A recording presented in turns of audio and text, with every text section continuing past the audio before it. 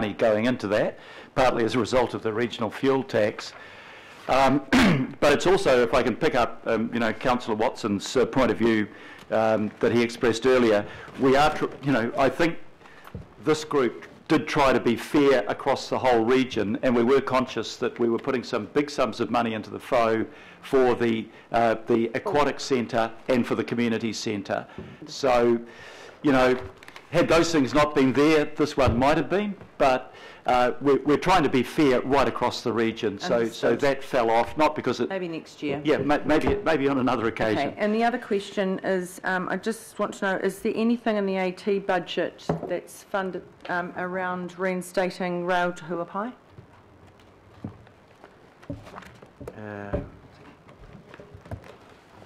Don't think so. Yeah. Through the Chair, Councillor, no, it's in the ATAP project at a higher level. It's part of the, it's not about rail, it's about the light rail out to Huapai as part of the rapid transit network. That's how they've planned it, so there's nothing in there about heavy rail to Huapai. Thank you. I'll reserve my right to speak, Mr Chair. Thank you. Councillor Philipana. Thank you, Chair. It's on the 204,000 for each of the first 3 years to the Māngere Mountain Education Trust. Has the 90-odd thousand from the local board been factored into that? The reason I ask is because the reason I ask is because obviously that the local board will make a decision as to whether they continue to support the Māngere Mountain Education Trust post this decision. Alistair. The money in the Merrill proposal would be additional to any funding that the local board provides. So supplementary, have the Māngere Mountain Education Trust been advised that the local board could possibly withdraw their grant as a result? I don't think those discussions have been had yet. The local board hasn't considered funding for the trust for next year. Yeah, no, I know you've spoken to them, but they will be making a decision around whether they continue to or not. And it'd be good to relay that, I think. Alistair. Yep. Thank you.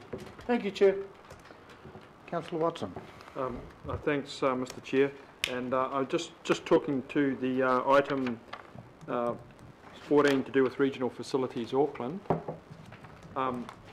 Just in terms of their budget that's spelt out here, and I think councillors have been made aware of it, but I think again it's one of these important ones that should be just put on the record so everyone knows what that budget means, and that written confirmation given out to councillors, and I'm just seeking confirmation of this, is that that budget in its entirety in terms of the 8.39 million is going to renewals expenditure, things like toilet block and refurbishment, but more importantly there is no specific funding in there within the LTP for the development of Western Springs into a cricket stadium. I think that's important because I know there's a number of councillors around the table that would have assumed a larger significance today if that had been the case, but it's not the case. There is nothing in there to do with the cricket stadium, and any such move to secure funds for the cricket stadium would result or will need to result in RFA coming back to a meeting of the Finance and Performance Committee at a future date. So I had amendments ready to go, that they are not necessary in light of that revelation, Councillor Clow, and I certainly know that myself and a number of colleagues look forward to debating that in more appropriate circumstances if indeed that ends up eventuating. Could that be appended to the minutes, Mr Chair? I don't think it needs to be. It's been circulated there. I don't think that needs to be. It's on record, very specific as to how it's said there. And I think a key thing is, which Councillor Watson reflects on, is of the general maintenance improvement budget, 88% is actually contractually already committed, so there is no issue there. So I think that's the key one. Right, well, we seem to have run out of questions. Councillor Casey, a question? No, not question. Oh, well, that's... Sorry.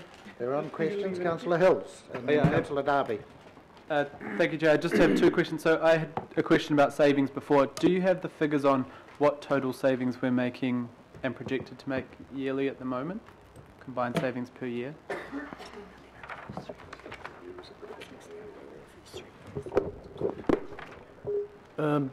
Sorry, through the chair, I'm going to be, I won't get the phasing exactly right, but I think we've talked about the number, but I'm happy to reconfirm. In the first 3 years of the LTP, it's a profile of ongoing permanent savings that's effectively 20-20-20, building to 60 million by year 3. That's focused on that element of council's cost base where identifying savings is a credible task. So it's not, for example, we can't focus on depreciation lines and interest lines because that's not a credible place to go and find those savings. So there's reference to the opportunity set for council that doesn't provide the right context because, effectively there's around a $1.5 to $2 billion cost base which you can target that effort at. But confirming, approximately it moves around slightly, but year 1, year 2, year 3, we increase our savings by 20 million per annum and we're targeting just over 60 by year 3. And so what's the combined savings per year we're now making based on 2010? Oh, if you go back to the amalgamated entity, well, they're very significant. So I think, Ross, at the last annual plan, we had a number that was in excess of 200 million. But Quarter of a billion. Yeah, I think slightly over 200 million, and then with this extra 60, you're getting pretty close to 300 million savings compared to those per annum. Can I just add to it as well? People do get a bit confused when we use these numbers, and I think it's quite important. So what we're saying there is relative to a base case that was established at the time of amalgamation, and clearly time moves on, but I just want to make sure people understand the number we're talking about. Against forward projections at that time, the organisation has successfully identified in the realm of 250 to 300 million per annum permanent savings that we would enjoy each year. When people use the number in the billions, what they're doing is they're adding that cash flow up each year. But to get, and I think you asked the question earlier, Councillor Hills, when you talked about our capital program. So the contribution of those savings to the capital program for this LTP, if you wanted to think about it in that way, is in the order of about $600 million. Yeah. So basically the savings are allowing us to do more capital. We're not just banking some magical savings. Yeah. Absolutely. Thank you. The other thing is, on the grants, and I'm really excited that we managed to get that in the proposal on the $4.3 million increase in the arts grants. How much has that increased over the last 5 years before this LTP?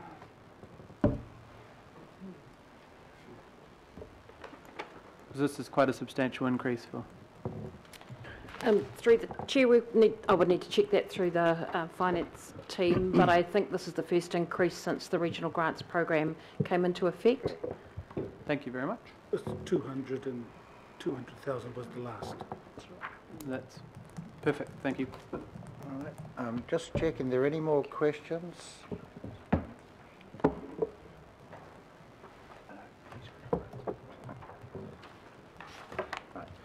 All right, so there are no more questions. So what we're going to do is we're now going to go on to the First Amendment, which has been put up by Councillor Darby, which is there, and it's been has a seconder. So we're going to give Councillor Darby the right to speak. Thanks, Chair. And I've got one other small one which I'd not alert, but it's just, can I just bring it to your attention? It's just maybe the addition of a couple of words.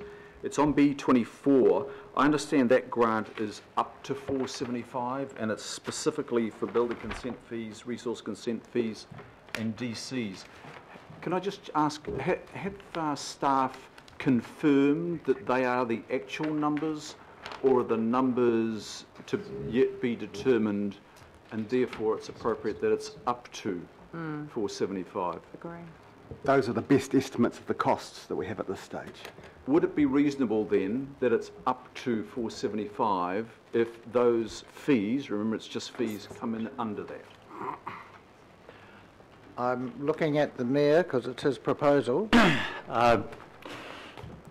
What we're doing here is, as I think you'll understand, Councillor, is not waiving the building fee or the development contribution, because that sets a precedent that would be unhelpful, but saying that we will give a grant that is approximate to the level of the fees. We don't know exactly what those level of the fees are, so we've given our best guess there, and I think, you know, it might be 25,000 under, it might be 25,000 over, or we're not sure, but putting that figure in, it's a placing figure. We could amend it over time if necessary, or we could simply say that is the approximate grant, and this is our acknowledgement of the work you're doing. So you are paying your fees, you are paying your development contribution, but we will give you money that is approximately at the level that you will be otherwise paying us. So I don't think it needs to be more exact than that. It could be a little over, in which case you'd want to maybe consider your options as to whether we made a subsequent change to it. Does that help? It does help, and look, I'm totally supportive of the Mayor's proposal, particularly in that area.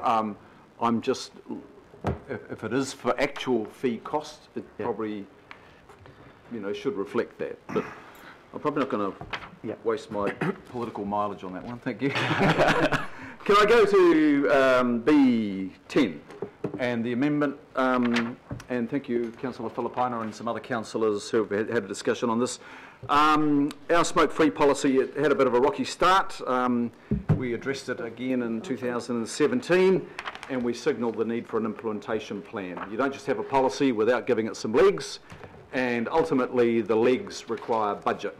Our staff came to us last week in a workshop, and there were lots of affirmative heads around the table, and many of you will recall saying that, yep, we're up for the 2.8, and suddenly it appeared at 1.4. I checked in with the staff, and it's clear that this is not going to deliver on the policy expectations or the implementation plan that we were aware of last year. So the initial proposal was 2.8, which was approximately 920k per annum for only the next 3 years. Remember, this is a going smoke-free by 2025.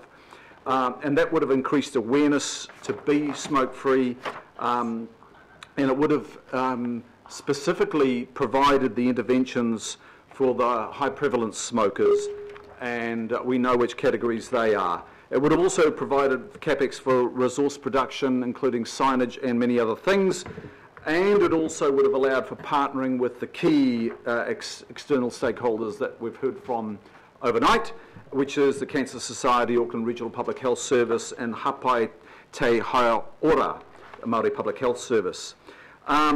So 1.4 will not deliver on our expectations. Remember, we signed up a policy. You've got to back policies up, folks.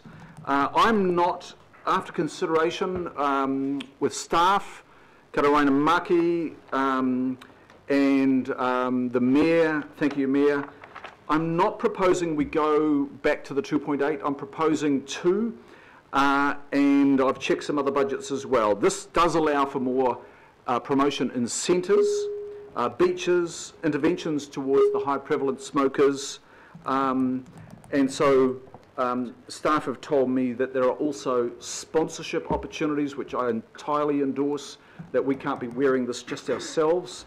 And I think there is definitely, I'm firmly of the view that Ministry of Health and DHBs need to pick up part of the tab too. So that's work for us to do externally, rather than just go back to the 2.8. I'm proposing 2. I'm seeking your support on World Smoke-Free Day, which is today. Right, thank you, Councillor Darby. Was it Councillor Cooper, did I see? No? No, I was actually item? just making sure I got my hand up for some of the stuff that we had questions earlier, didn't we? Yeah, well, no, this can be now questions about this because it's an amendment. So No, I'm just a bit confused. We've had questions about B, And now we're doing amendments about B, and you do the amendment, then we get to speak to the other stuff. Yes. Right, thank you. Just So are there any questions about Councillor Darby and Councillor Filipaina's resolution? Yep. Oh, sorry, Councillor Cashmore. I'm not sure if you guys can answer this, but is their ability within the council to deliver effectively on that extra increase of 600k?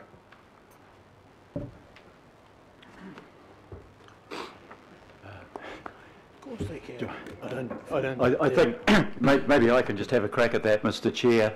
I did emphasise opening up this session that we had to keep strictly within the prudent financial limits on our fiscal management of council. I've had foreshadowed to me 3 amendments, one of which comes out of existing funding, the other 2 which add up to a relatively small amount. I couldn't stand up here and say that's totally unaffordable. I think Councillor Darby has reached a sensible and a fair compromise. I'm won over by the fact that it is World Smoke Free Day. I think that was incredibly clever timing. But look, in this area, it's how long is a piece of string. It could be any sum, but yeah, I'm relaxed as the formal proposer of this budget to increase that by the 600,000 recommended here. And I'm equally relaxed if I foreshadow about Councillor Fletcher's comment for the one-off payment to CABs of 200,000 and Councillor Bartley's wanting to specify a particular marae within an existing fund. I think these are things we can cope with. I'm trying to be flexible, but anything with a big sum attached to it, I wouldn't be able to accommodate. I think we can accommodate these 3 particular amendments. Councillor Cooper. Oh, Ross, sorry. Sorry, just the advice I've had is the organisation is able to deliver the additional activity that the 600k would allow, and the advice is it would give a better outcome better outcome in that area if you were to apply more resources. So it's simply a question of priority and whether you want to, what level you want to fund this. Thank you. Question on the amendment? Yep, Councillor Cooper has a question, I think. No, I'm all right. I think I've clarified. My congratulations to Councillor Darby for bringing this to our attention. I just wonder, in the interest of his comments earlier, whether we agree to an operational funding of up to 2 million and also include the possibility of sponsorships somewhere in that, because I applaud what is intended behind this, but it is one where we do need to be thinking in terms of partnerships, and it would be nice to have some reference to the opportunity for sponsorship as we work together on this. Up to. Yeah, no, I'm cool. Thank you. Agreed. Agreed? Up to? All right. Right, any comments? Do we need any further discussion? Councillor Filipaina as the seconder. Yeah, look, just to say as well, and Councillor Fletcher's mentioned Councillor Darby, and to say thank you. I attended the breakfast from Cancer Society this morning, and obviously they asked questions on this particular issue, and I just said, look, Councillor Darby's going to look at putting an amendment through, which they were happy with, so they're waiting on the result. Councillor Darby, and again I say thank you. Also thank you to the to Councillor Collins and Bartley, who we've been talking around what is good. Can I just sort of bring the attention of the implementation plan that Councillor Darby mentioned, Council Smoke-Free Policy 17 to 25? Because if you have a look at that document, and this is in particular to your question, Deputy Mayor, is that if you have a look at the tables, there is a hell of a lot of stuff that money will go through. That includes tupuna maunga, that includes also working with our groups, that include working with our local boards. And I mean, there's a chart with the tables. There's a chart which says dark green activity is underway, lighter green will take place during 17-18, but the most important one for me is the green line, which is planned to take place in the future if additional resources and budget are forthcoming. The fact that we've got the additional budget will end up helping implement the policy that Councillor Darby has spoken to. And I mean, in particular, if you have a look at our implementation plan, if you have a look at Table 2, Table 3, and it just gives you a heck of a lot of work. So, again, Councillor Darby, thank you so much for alerting the issue with myself, Councillor Collins and Councillor Bartley, and I just hope it gets support around this table. Thank you. All right, there doesn't appear anyone else that wants to speak, so I will put this amendment. I don't think we need a division on this. All those in favour? Aye. Against? There's none, so that will become the substantive when we come to vote on B as a whole, so that is in. All right, we'll move to the second amendment that's been proposed, which is in front of you here. No, that's not the second amendment. I want to go to the other amendment, the CAB. We present them in their order.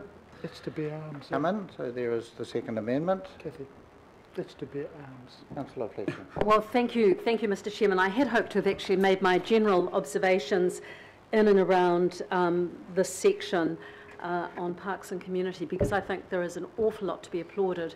And may I take this opportunity on thanking Matthew and his team. The staff have been extraordinary in terms of giving information to us. It's been a really productive period. We did have a lot of external funding requests, and I've gone through pages and pages, and I've got to say to the Mayor, it's as well he wants to plant as many trees as he does, because I think we've chopped down a hell of a lot of them in this jolly budget. However, one that did not come through in the external funding requests was that from the Auckland Citizens Advice Bureau. And I would like to move, along with Councillor Newman, who has agreed to second this, we approve a one-off baseline funding increase of $200,000 pending a review of Citizens Advice Bureau in Auckland and their funding model in April 2019, which will be undertaken by the Environment and Community Committee. And so the context that I want to put this to you is in that the CAB is all about volunteers. They're not professional lobbyists. You know, they are volunteers, and they thought because they didn't take part in some of the regional consultations, they couldn't do this, and they were quite aghast when others came forward and their proposal didn't in terms of the external funding requests. So. As I say, they're not skilled lobbyists. I think it's a jolly shame because, as we heard earlier in the debate around the fuel tax, there are going to be a lot of people who are going to really struggle at times, and it is our CABs, staffed by their volunteers, that provide a lot of the support for our struggling communities. So I don't want to in any way undermine the decision that Environment and Community have taken in terms of having a funding review. That's really, really important. But this just gets them through this next year until such time as we can have the funding review. It's not an extravagant request on their part, and I think they'd obviously like to have the certainty of knowing that they would have it throughout subsequent years. But I'm only proposing to you that we do it just as a one-off, just until April 2019, when the review of the funding model can be undertaken. But I would like to acknowledge the work that CABs do in all of our communities. It's very much a regional issue, and it is about volunteers, and maybe we need to think about how we support some of those volunteers in their applications in the future, because I know with voluntary organisations how hard it is for them to sort of navigate, whether it's lotteries or council or whatever it might be, the funding processes. So I put this to you in the hope that you can support it. Thank you. So before I take Councillor Watson, just note that the mover and the seconder are happy with this to become a new amendment, so just make that noted. So whether we need many questions or much debate is up to the councillor. So Councillor Watson. Yes, thank you, Mr. Chair. And just to speak very briefly in support of Councillor Fletcher's amendment, and to thank you very much for bringing it forward, because it's one of the aspects of council's funding that really gives us a great return. The amount of goodwill and community good that these CABs right across Auckland deliver is quite phenomenal, and I would suggest actually they fill a bit of a void from council, you know, especially given the increasing centralisation of council resources. So I would hope that everyone would support it, and I think that while there's been a number of you know, sterling efforts to provide more of that social aspect to the budget, there are groups like this who do feel a bit neglected, who do their work out of the genuine goodness of their heart. So if we can provide this small reinforcement of that, I think that will be greatly appreciated, and in terms of social return will definitely come out way on top. Right, I'm assuming there are no questions, so I'm going to go to Councillor. Is there a question? Sorry. Comment. Yeah. Comment from the seconder, but I don't mind going afterwards. Yeah, but you have a question? Yep. Yes, right. Yep, thank Please you. I don't know who to ask the question to. We'll just try the Ask it question. to me. Try the question Look, first. I'll just ask a generic question out here, and whoever wants to answer it, just through you, Chair. Look, I just have questions around what happens with that 200,000. How do we allocate the money? Because I know, for example, in Otahuhu, the local board, Mangere Otahuhu local board, are actually funding a CAB at the moment. I also know of ones in my area that are struggling to survive. So I just wanted, but I don't know who to ask that particular question, because it's good having the 200,000, but I just don't know how we're going to allocate it, because Mr. Chairman, I'm happy to have a go at part of it. Since amalgamation, as you'd be aware, the increase in requirement from across the region has gone up nearly 50%, but their funding on amalgamation has been capped. They are wanting, and it is particularly in areas such as your own, they're wanting to be able to make the public more aware of the services that are provided by the volunteers. I know that they wrote to all of the councillors yesterday talking about where some of the gaps are. And as I said, 200,000 is actually a really modest amount when you think of the scale and the size of the region. So as an organisation, I think they do have the competency to be able to handle what is quite a modest sum, but they are not actually making, with the pressure on their services, where it's gone up 41% with the capped funds, they're not able to make ends meet at the moment. So I suspect this is really just a stopgap measure, and that is why the review, which your committee, along with the chair, Councillor Hulse, and that review is going to be so critically important.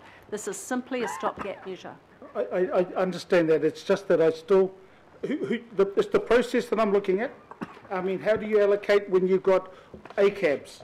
You've got ACABs, and it's not the Citizens Advice Bureau. The money will be going to ACABs, who will allocate. That's my understanding, and that's why with that it has to go to ACABs.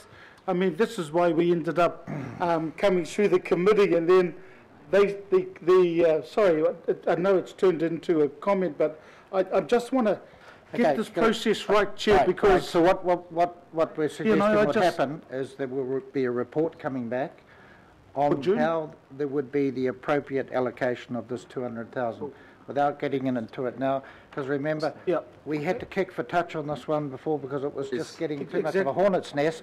So I'm going to ask the chair of that relevant committee, Councillor Hulse. Thank you. I'm relieved to hear that, because I'm just backing up what Councillor Philippine said. The reason we're reviewing the funding formula is because it's actually inequitable. You know, it doesn't actually deal to the areas that need it the most, and it gives quite a lot to the areas that don't need it. It also is quite questionable about the delivery. You know, and we had the stats very recently. This is delivering hugely on questions around the delivery of government services, not council services. The percentage of council issues dealt with by CABs is very low. So I agree with Councillor Philippine. I think Chair the report coming back on how the 200,000 will be allocated is exceedingly sensible, because what we don't want to do is just reinforce an already inequitable situation. That's the, we're getting a bit circular here. So by all means, if they are struggling at the moment, let's help, but let's not, go overboard and preempt what I think a very good review is going to be all about. And let's not forget that almost half of our local boards supported the review and supported the more equitable funding model, which takes into account deprivation. We currently don't. My turn? So we're not saying no, we're just saying yes, but let's be Get it right. Yeah, that's a fair point. Sorry, but Councillor Collins got in the speaking order first, so I'm going to ask him, is there a question, Councillor Collins? Not anymore, Chair. Right, there you are. So Councillor Newman. The issue with the review and the problem with the review, Chair, is that there's been a review about how equitably to cut the pie, which is not actually addressing the issue of the scale of the pie. You address the scale of the pie through the 10-year plan, which is now actually, isn't it? That's what we're doing here today. So that's why this amendment's been put up by Councillor Fletcher, and I support and I second that amendment.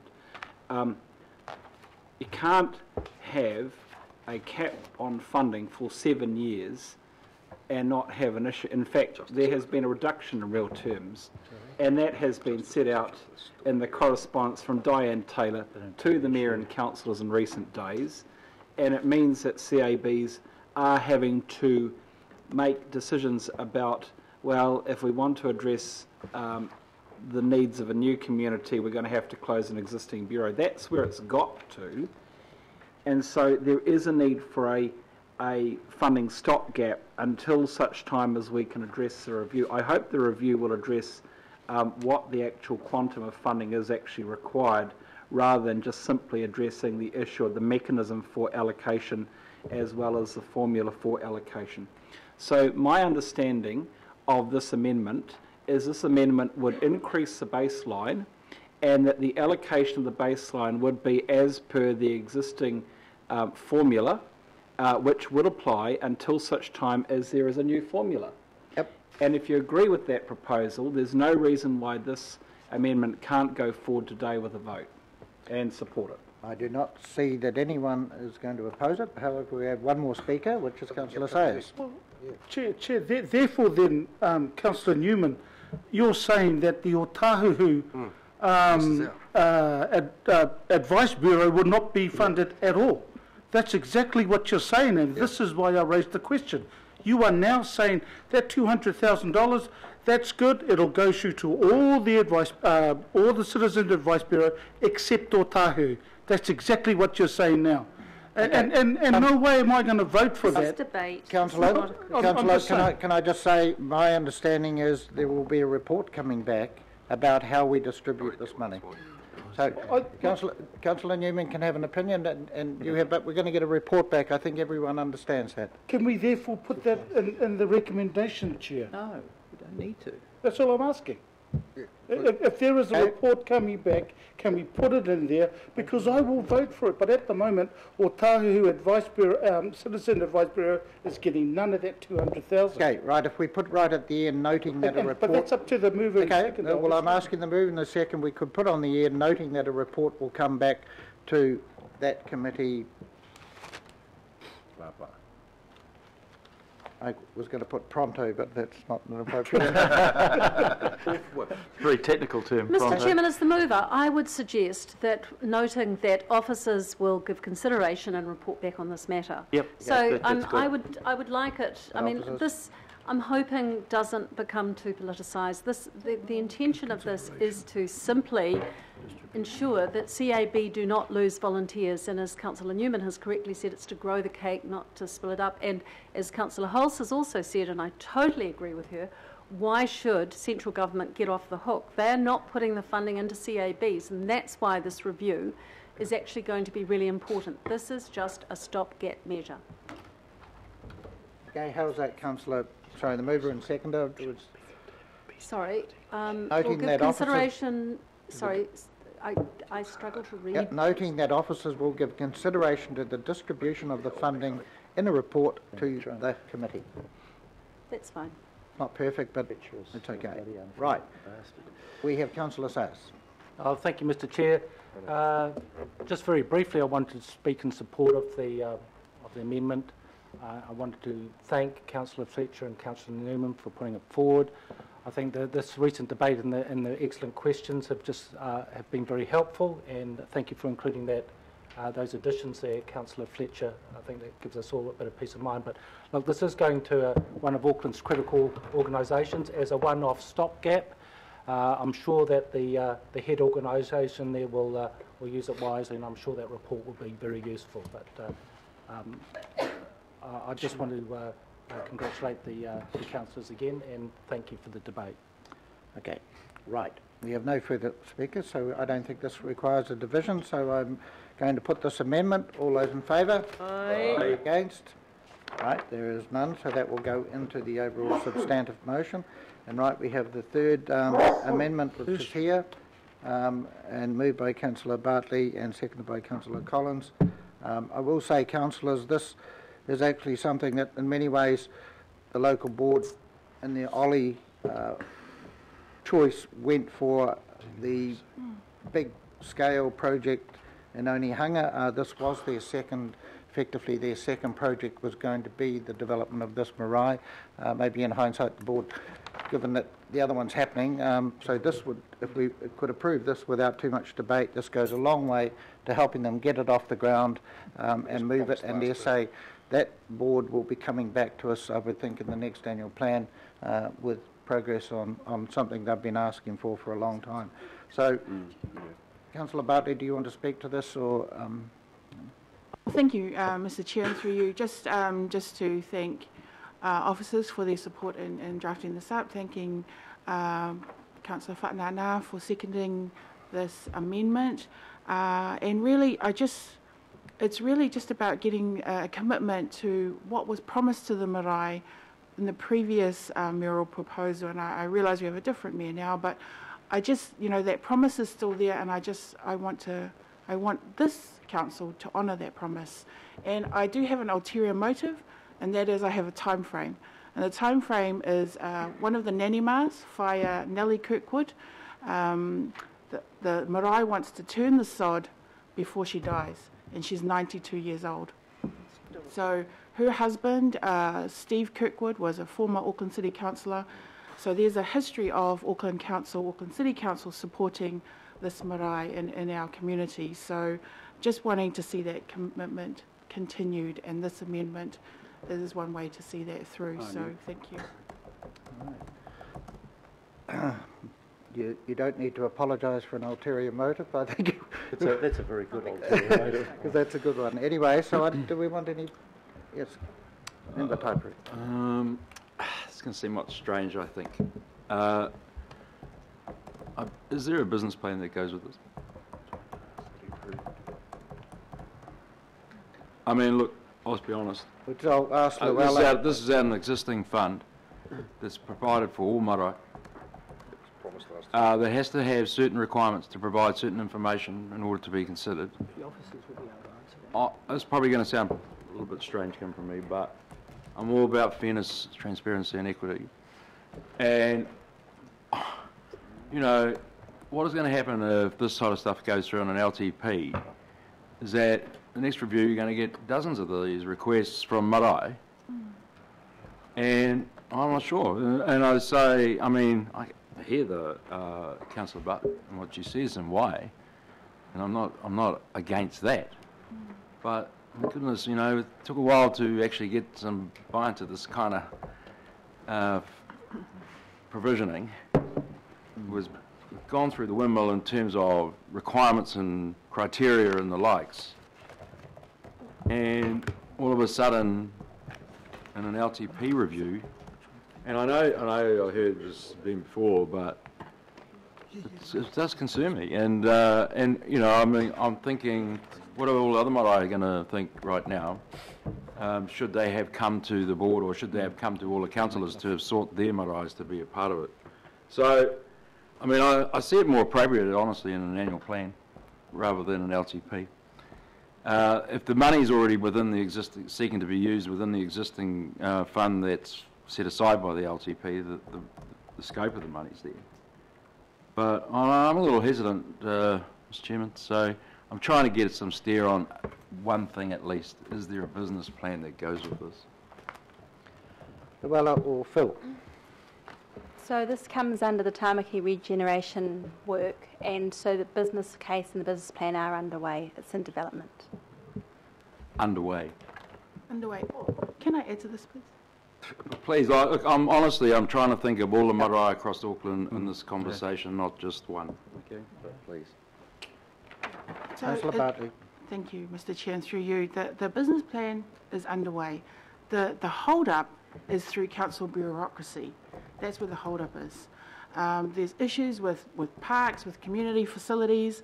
You have 8 people contacting the marae, and really the marae just want one point of contact to deal with this. So I don't know why it's so difficult and cumbersome, but you know, the business case will come.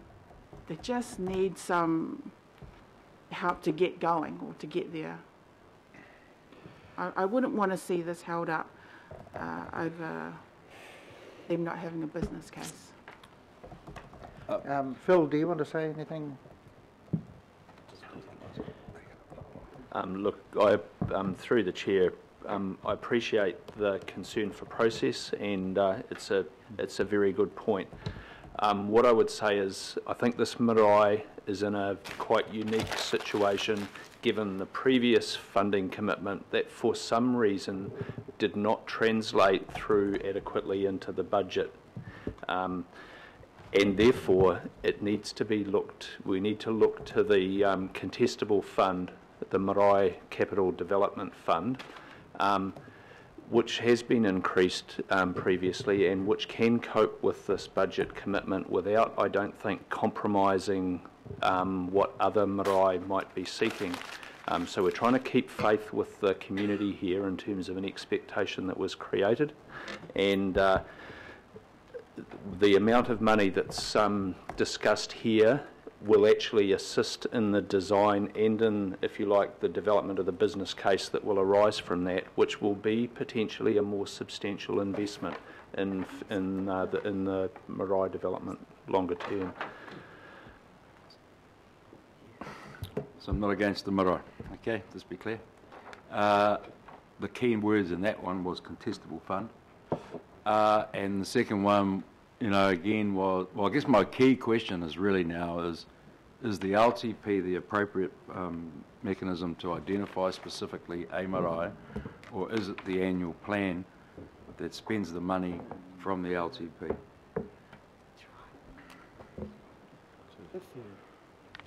Well, councillors, from the chair, I will speak. I am going to vote against this, and which is a shame, because I would have loved to have helped the Mangakiki Tāmaki board on this, and as I mentioned, the advice given... Can I ask a question, Mr. Chairman? I feel you're making a positioning when I want to answer to my question about is the LTP the appropriate document for the annual plan? I suppose I was about to answer from the chair with that answer. But let me ask if you were against it or not. I wanted to know, is the appropriate mechanism the LTP? I personally think the appropriate mechanism is the annual plan, yes. So I'm going to speak because I don't think there are any more questions at this stage. There are, sorry. Yeah. Councillor Filipana. Thank you, Chair. Tāmaki Regeneration, are they putting in towards the marae? No, they're not. Not specifically, no. So... Should be. They should be. I just think, well, no, I totally agree. I think they should. And I think, but I don't know what process needs to take place in regards to getting Tāmaki Regeneration to also contribute to Ruapōtaka Marae. It's going to cost $6 million. If I might Chair, I think it's important to recognise what the purpose of this money's for, and it's to get the project up to a point where we can consider more substantial funding for the development of the marae. It may be that there are other funding contributors in the longer term once that work's done, but to the point about annual plan or LTP, I believe now is the right time to have a discussion about that. Otherwise, we lose a year in terms of that preparatory work. I know it's awkward, but that's the reality of it. So, Philip, I have a question, therefore. The question is this money being taken from a contestable fund? Yes, it is. But it's a contestable fund that is managed according to some policy priorities set by you through the Community Development and Safety Committee, I think I'm right in saying. Yep. And it's my guidance would be that it is entirely appropriate if you choose to make a call today about pre-committing a small portion of that fund. Councillor Cooper has a question. I support this, but I'm a bit concerned because if it's a contestable fund, does that mean other people, this gives one group a bit more of an advantage? Because, I mean, I know there's another marae, another iwi that are really keen, and I know this is a Mata Waka, and that's really important too, but there's at least 2 maraes in my ward that are keen to be built as well, and I could ask that an equal amount of money put aside for those 2, and I don't even know the size of this, and I'm a bit worried that even then takes away. So, and I very clearly heard from Rua Potaka when they came at our shareholders meeting, and I absolutely support us supporting them, but I'm just a bit worried that it's almost like They didn't come to the shareholder meeting. They did. They excuse me, through stakeholder the chair, meeting. through the chair, Sorry, they please. came to the stakeholder meeting and they talked about a marae here. Through the chair, So that's my concern.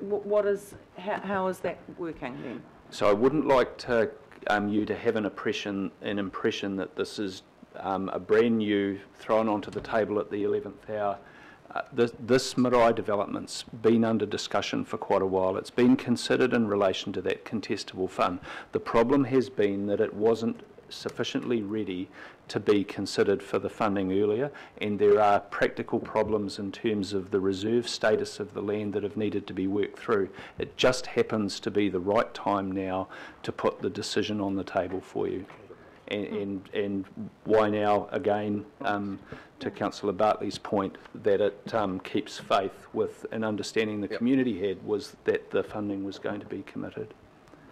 It's a special case. So just another question on. So what you're saying is that because the right time is now and the conversations have already been had, then this would have been absolutely favourably considered in the fund. Last 3 funds.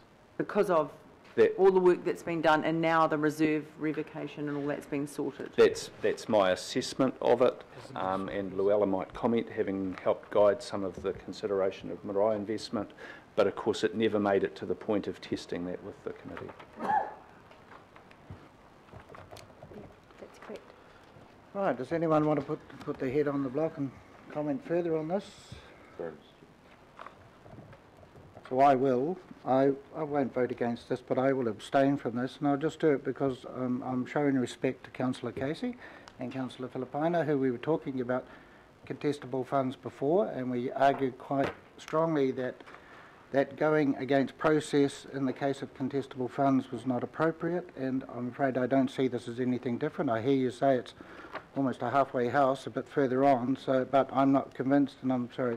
As Chair, I'm uncomfortable with that. I can't argue in one situation and then be flexible half an hour later. So I will give notice I will abstain on this one. I haven't noted that I abstain. So any further people, anyone else wishes to comment? Filipaina.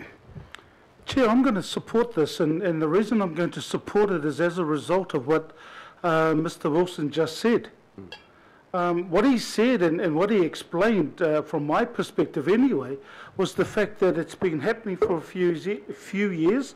It would have fitted the criteria in regards to what was passed, and I think it went through the policy Phil and I stand again always corrected, but it went through our committee, my committee in the second term, I think, that it ended up going through, and the fact that at least there's one issue from what you're telling me is around the revocation and the reserve status. Once that's sorted out, it's really ready to go.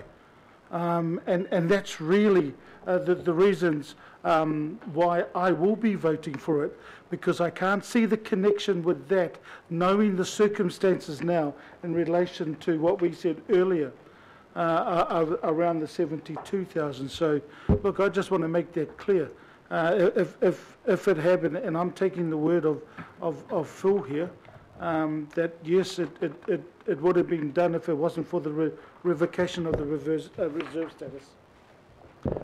All right, well, there doesn't appear to be anyone else who wants to comment on this, so we've got to move in a second. I'll put the vote. All those in favour? Aye. Aye. Anyone against?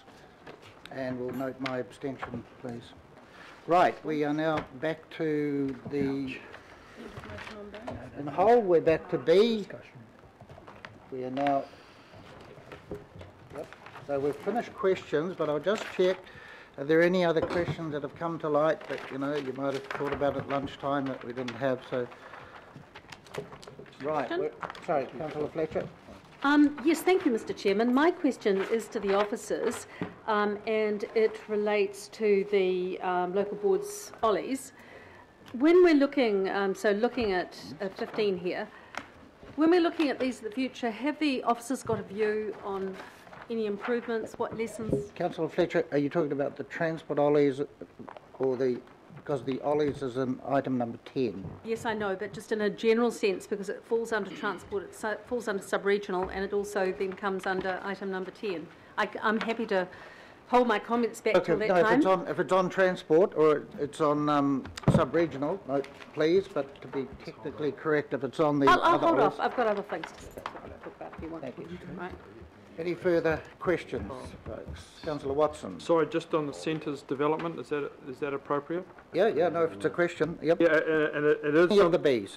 Yeah, so it is a question I raised before, but didn't receive a response to, and that's with respect of the further comment that some of the $11 million for the berthing of super yachts, which is included in this program, so $11 million, is to be recovered from operating revenue managed by Panuku. That's a rather kind of loose description, if you don't mind me saying so, Mr. Chair. We were meant to get something more specific than that. That hasn't happened, so I would just like to know what sum might mean, seeing it's an $11 million sum. Sorry, can you just give us a reference on that, John? Sorry, that's on page 53. What recommendation is it? Recommendation just to do with the 55 million. I understand this 11 million is part of that. Okay. Potential for some of the 11 million.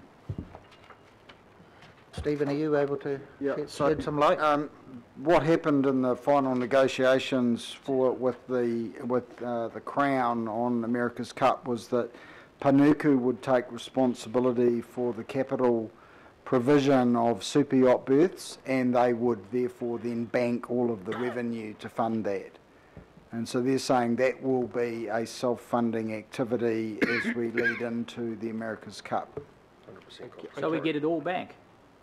Well, you'll service it over time. You won't get it all back in a 12-month period. You'll get it back over time, just like we do with other berthing investments that Panuku run. Thank you, CEO. I understand that.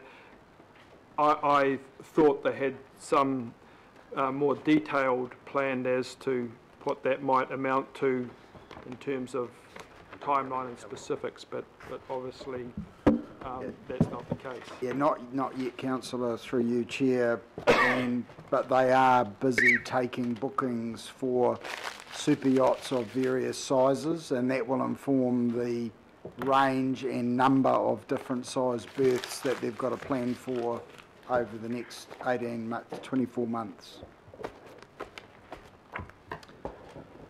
Right, now we're on to comments, and I have Councillor Casey, Filipina, Fletcher and Cooper, and then Newman and Hills. Oh, good. Thank you, Mr. Chairman. This started out as a mayor's budget, but today it's the Auckland Council budget, and I think it's a really good budget, and there's something in it for everybody, something in it for every part of the region, and I want to congratulate the mayor on the process that got us to today. I've already done the brickbat, and I will be voting against XX, which is to remove the Festival of Photography from the long-term plan. But the other three things I want to say are all bouquets. Mayor's mentioned one, and that's the City Mission grant of 475k. Congratulations, that's great. That's just what they need. Two others, one I'm going to find hard and one I'm going to find easy, so I'll do the hard one first. I want to thank everybody here for supporting the Tupuna Maunga Authority, of which I'm a member. Yeah. Councillor Alfie is a member, and Josephine is a member. And I want to say in supporting, and Chris was a former member, and Chris Fletcher was a former member. And you were a former member. Here we go. This is why we never mention names. Right? Oh, I was a former member too. I was a former deputy chair. But in supporting the funding for the Tupuna Maunga Authority, you're actually supporting their vision and their operation. And if you turn to our page, whatever it is, 27, part of the capital funding is to bring forward the restoration of the tihi of our maunga.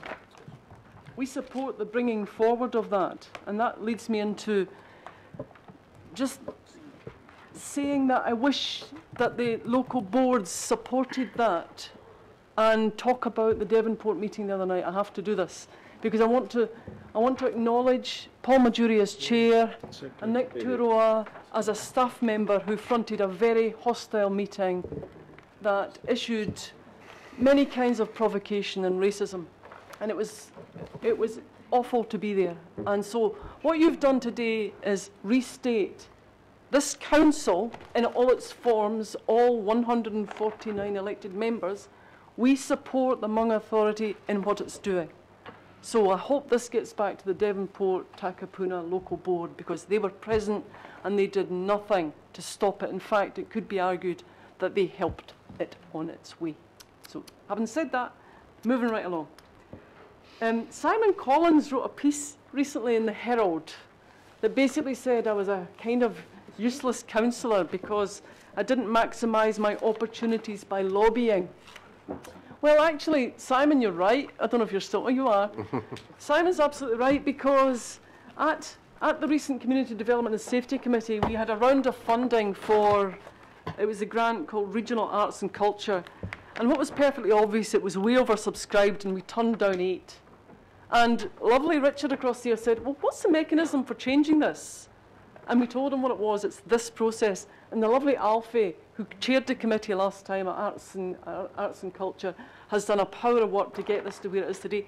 Thank you to the mayor. It's not a lot of money, but increasing those 3 buckets of money by 400k a year means that lots and lots of... That means that probably these 8 organisations, and all they were turned down for was lack of available budget. So wonderful proposals, they were all expectant, and we had to say, sorry, no. So hopefully they'll come back to the next round, and this time they will be funded.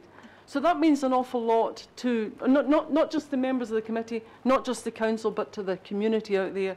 And so that was a great thing to do.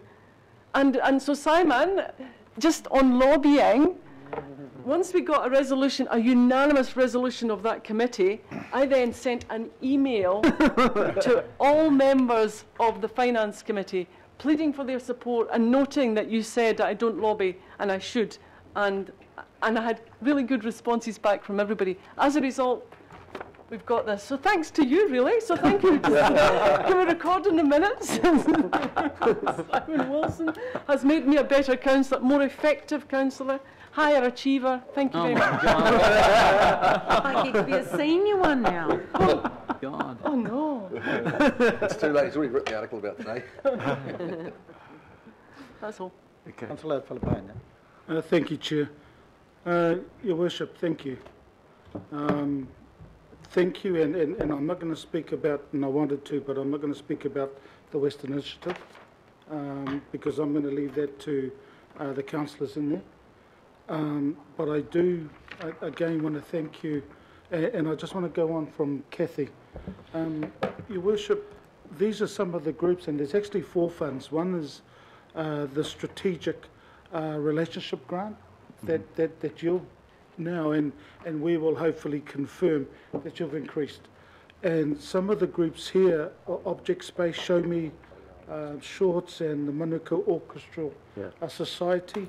And then we've got our business and capacity development project grants, and Your Worship, from there's Arts Alliance, the Auckland Performing Arts Centre at Western Springs, massive company trust, and we know the work that all those, but Massive does.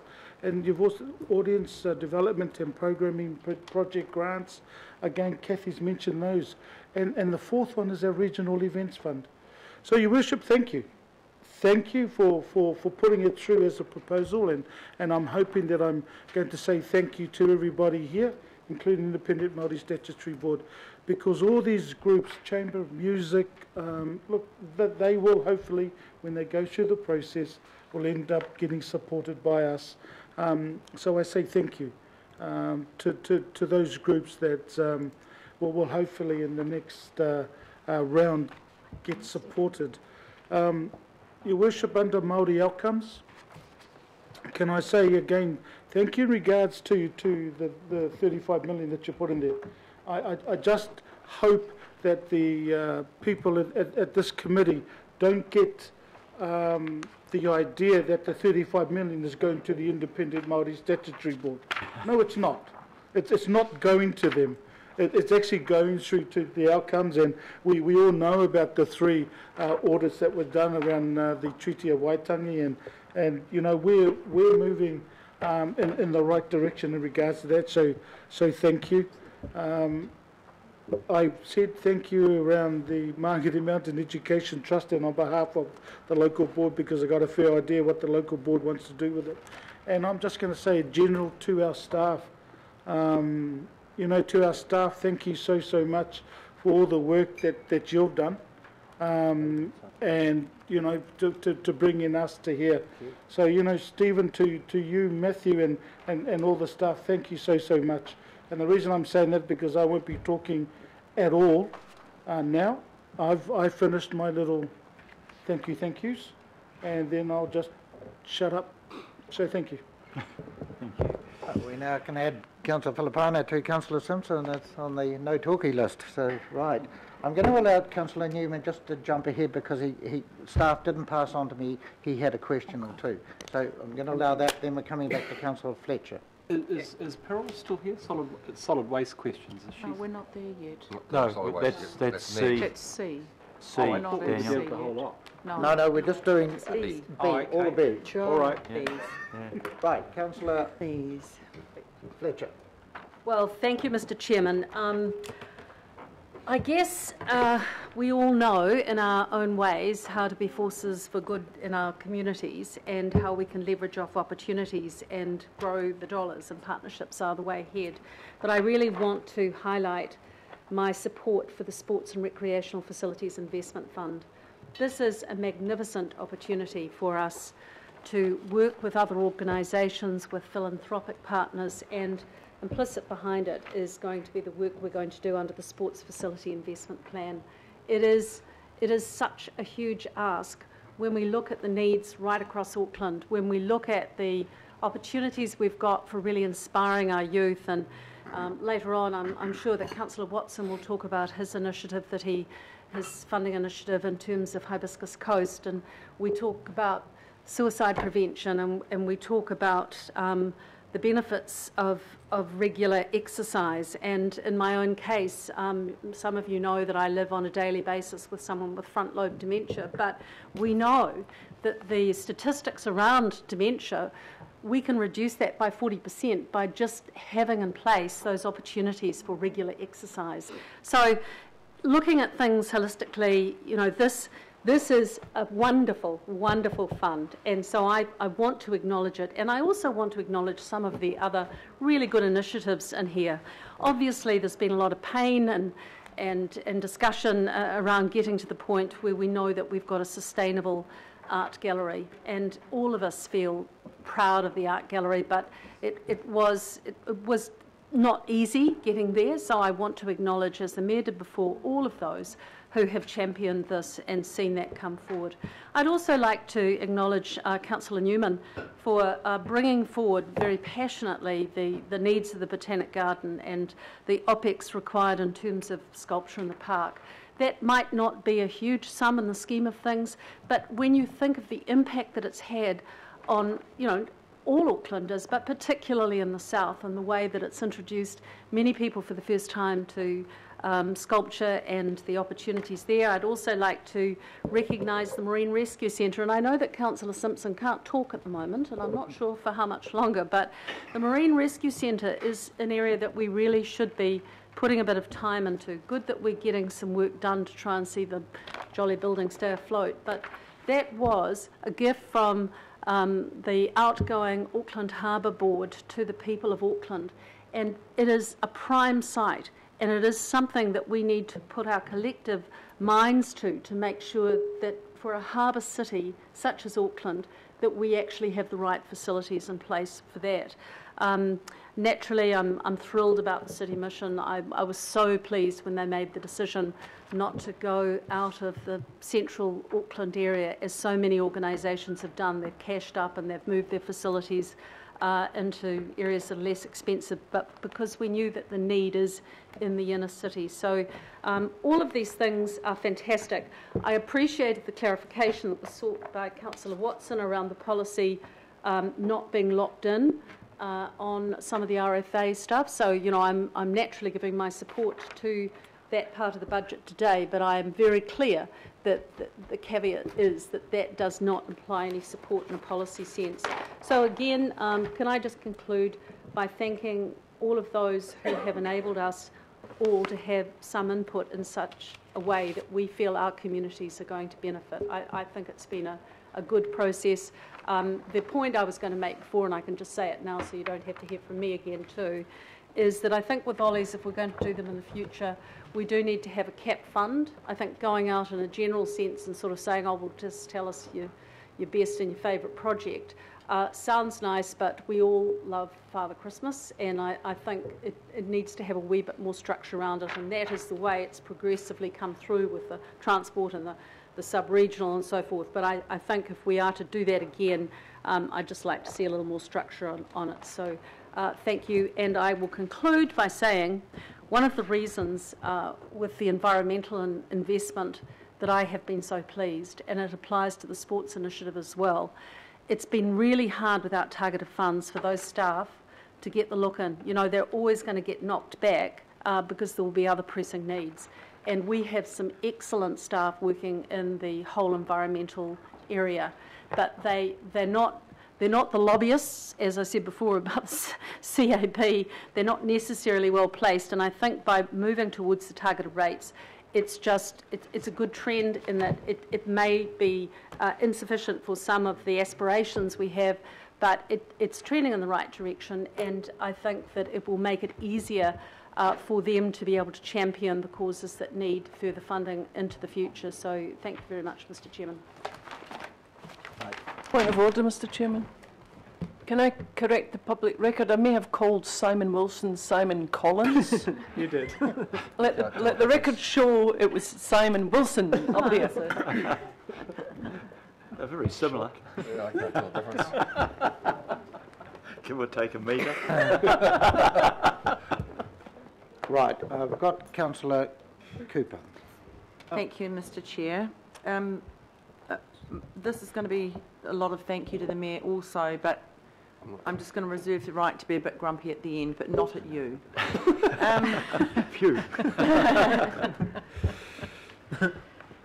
So first, I want to thank you for the extra 14.3 million over 10 years for Takaparafo and Pourewa, and a lot of people know it as Bastion Point, but it's Takaparafo and rightly named, and that really does honour after the 40th anniversary of the occupation and of Bastion Point and the sacrifices that the Hawke family in particular made, that you've actually honoured that, and we'll be able to get on, build a beautiful monument up there, which all of Auckland can be proud, and also all our visitors will see as they come up the harbour.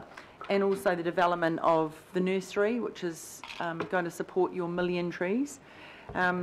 So, and you know, it's an honour to be on that reserves board and co-governance, and I do find that's a really great way to govern in a co-governance model.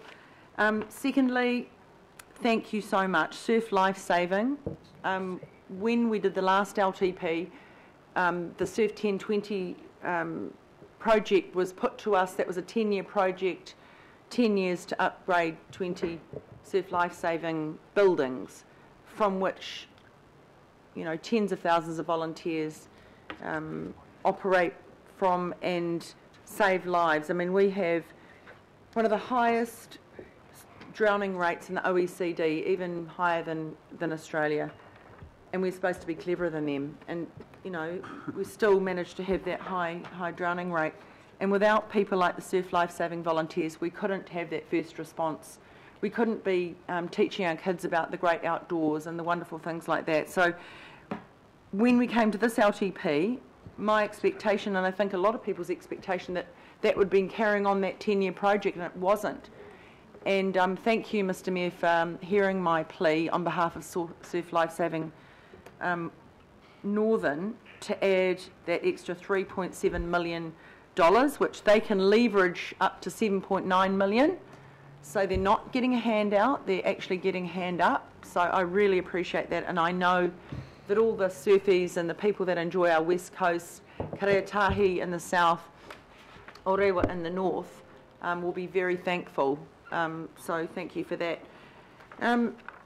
My grumpiness is, and just before Councillor Hull's comments on the Western Initiative, just for your information, and you would have seen it, the comments about why is it in the West.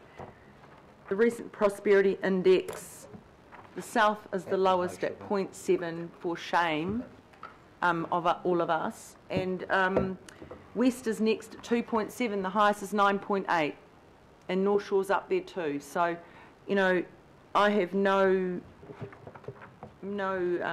qualms about accepting that, Mr Mayor, thank you. So for me, it's more around our transport out west, and for over a decade we've known that a busway is the right thing to do. It works really well on the North Shore. It's fast, it's really flexible. It can get off Lincoln Road, it can get off Te Atatu Road, it can get off the peninsula, it can just get on the motorway. We're being told, because there's a policy of the current government that they seem to like rail. Yes, it might work on Dominion Road, but it's in the wrong place for the Northwestern Motorway. It's not a walk-up catchment. So I will be battling really hard for a busway on the Northwestern Motorway because it's the most flexible, affordable way to get fast, frequent, reliable public transport, and I don't think that our people in the West should be waiting any longer. This is the quickest option. They can't wait another 10 years. There's another at least 50,000 people for the Northwest, and this is for the people of Rodney as well, because we've just heard they're not going to get that train. You know, they're not going to get that train up to Kumeu. So the only way they're going to get fast, frequent, reliable public transport that doesn't need a viaduct over Brigham Creek Valley is to get a busway. So I just need to signal that, you know, I'll be pushing for that as hard as I can.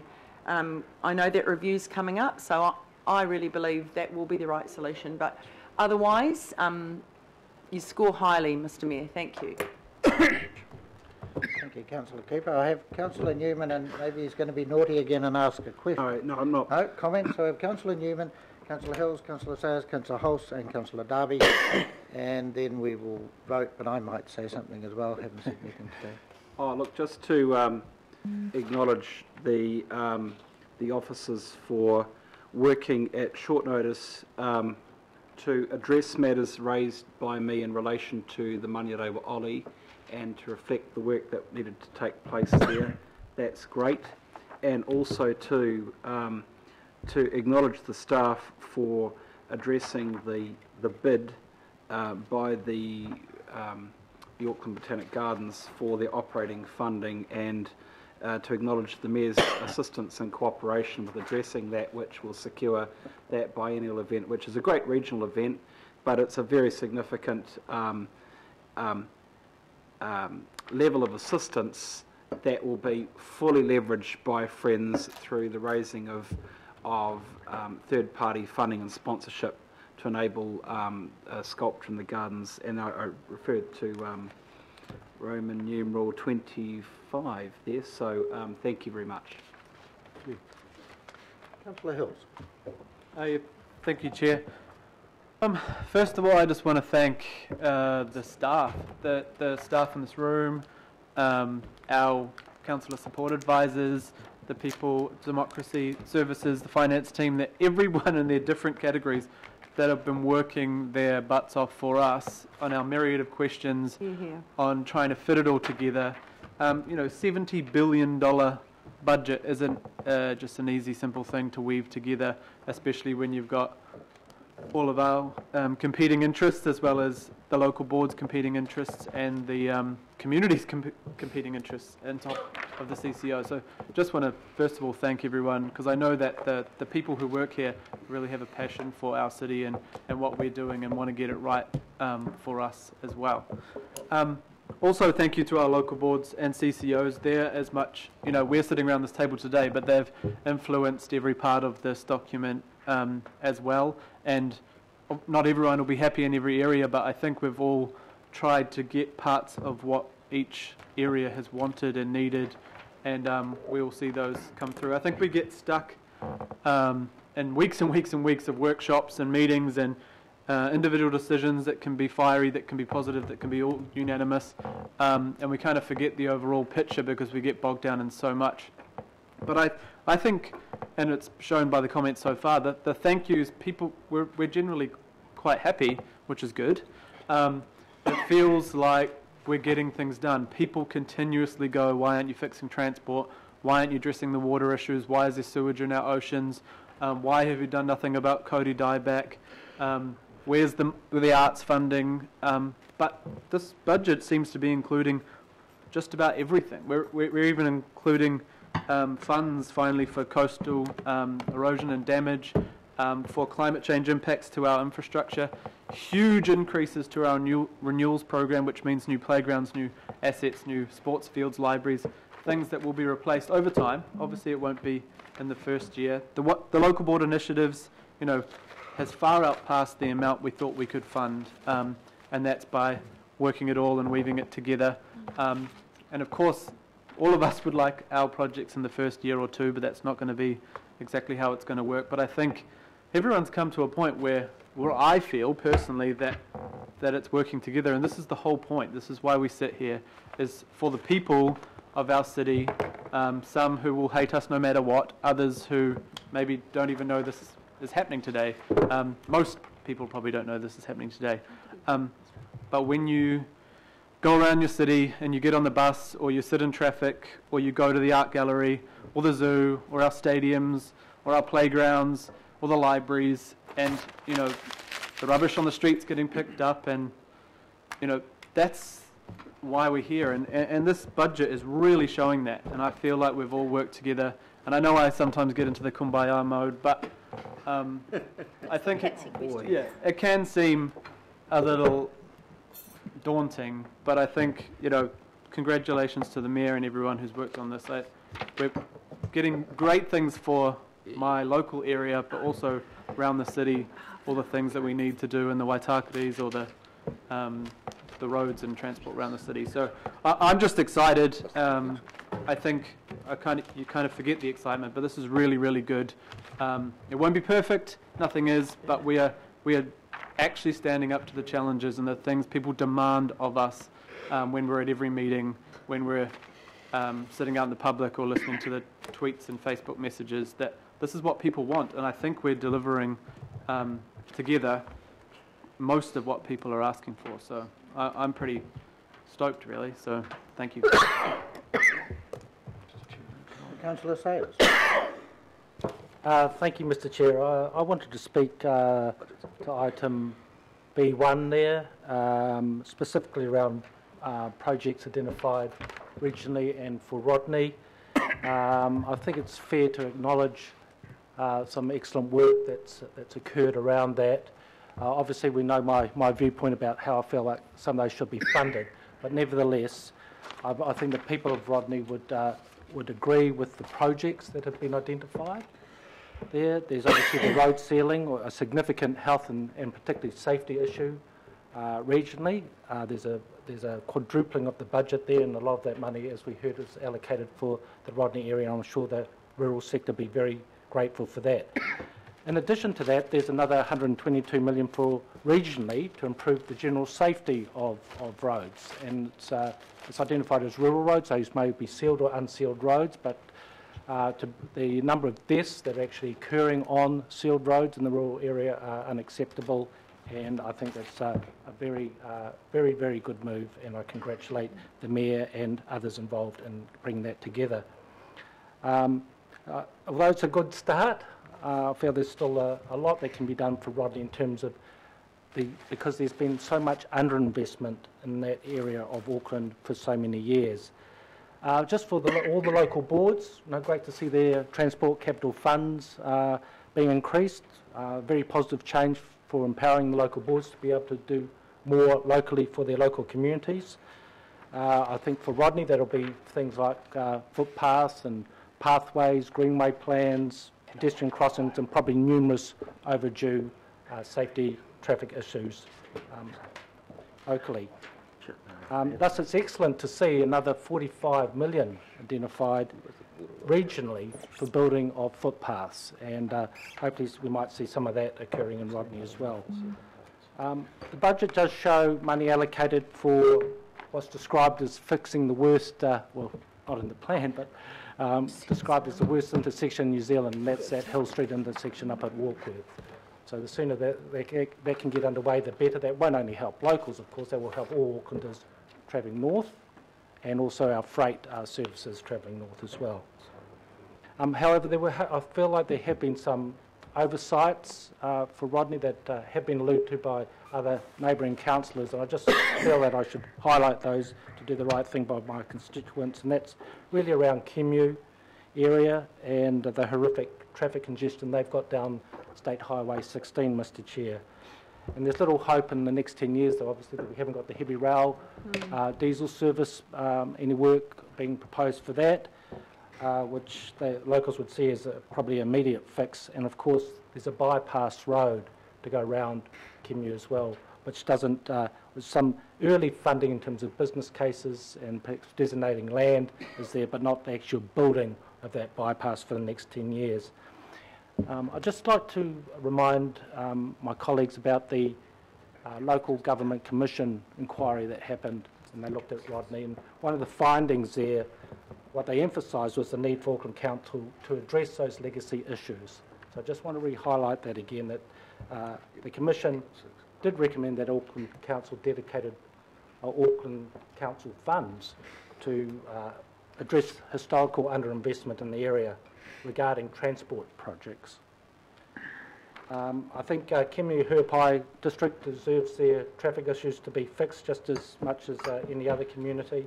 And just in closing, Mr Chair, there's a whole lot of little suburbs out in that ward. Riverhead, Helensville, Kaukapa, Southhead, Puhoi, Lee, Tahana, Wellsford, and many other Auckland suburbs, which remain underinvested, and now they are in partnership with the super city, particularly with regard to bus services to them, just basic footpathing, and perhaps even simple park and rides, i.e. where can you park on the grass to catch the bus from. So in my mind, Mr Chair, those should be regionally funded projects. These suburbs continue to be underfunded, and regionally, I think as regional councillors, we should ask, well, how come they've been so underinvested for so long? And as regional councillors, what can we do to address that going forward? So thank you. Very good start for Rodney there, but I guess my message there is a good start, but still there's quite a lot of historical underinvestment to catch up on in that area. So thank you. Thank you, Councillor Sayers. I have Councillor Hulse. Thank you, Mr Chair.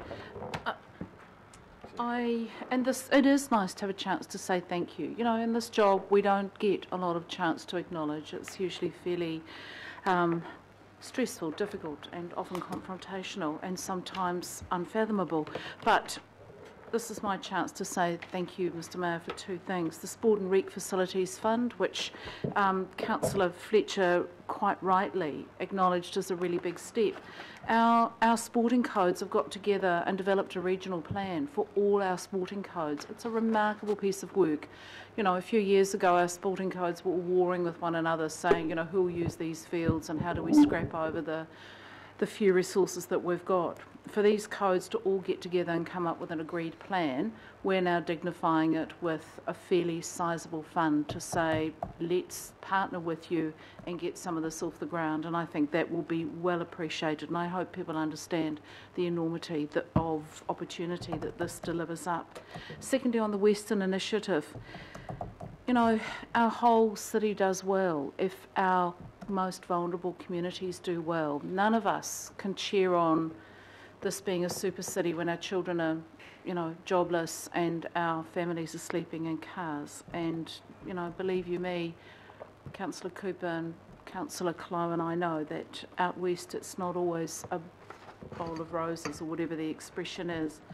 But the Western Initiative, simply put, it's not a panacea, it's not a silver bullet, but it actually gives those really strong communities and those strong networks a chance to come together and focus with some really talented staff and some learning from the great Southern Initiative, which I think is just awesome.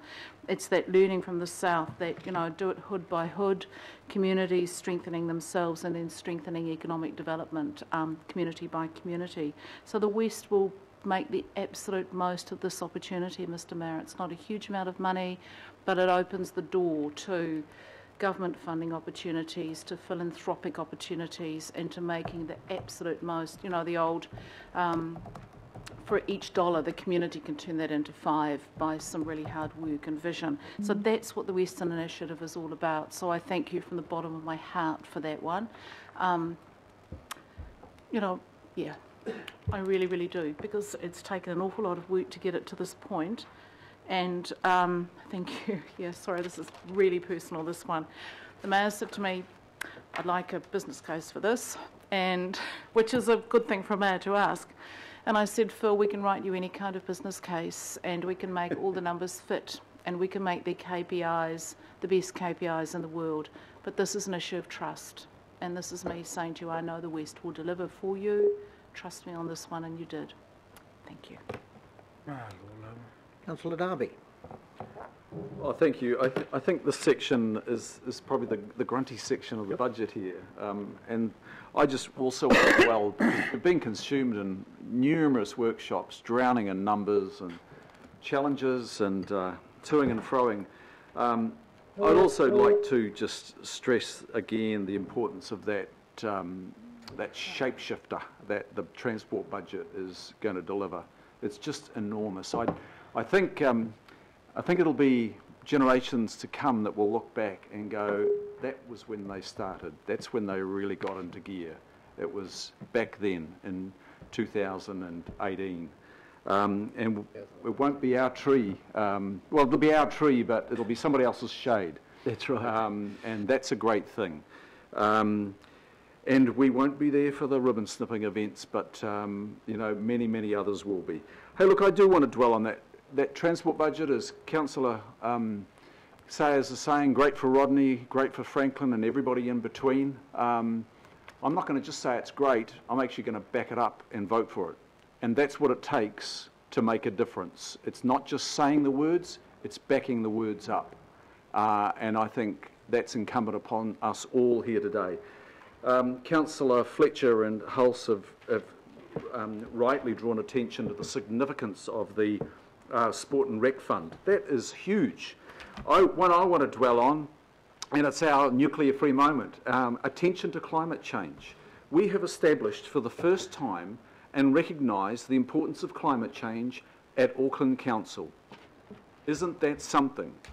40 million, and then we've got another 90 million for coastal asset management. That is just the foundation budget, and that one in time is likely to have to be enormous, because we know what sort of tsunami is coming at us. But it is there, it is the foundation of what we need to address. I want to acknowledge the Chief Sustainability Officer that the Chief Executive put in place just, I think, 2 years ago. John Moreau and a passionate team, I think of around about 20 in his office, who are just marvels and have brought us up, helped bring us all politically up to pace. A few others there, we've covered the smoke-free, and thank you to the members for that unanimous decision. Yes, there's an additional $55 million over and above the draft budget for the city centre. A lot of our residents think, why are we spending so much money in the city centre? Well, do you know a quarter of Auckland intersects with the city centre pretty much on a daily basis?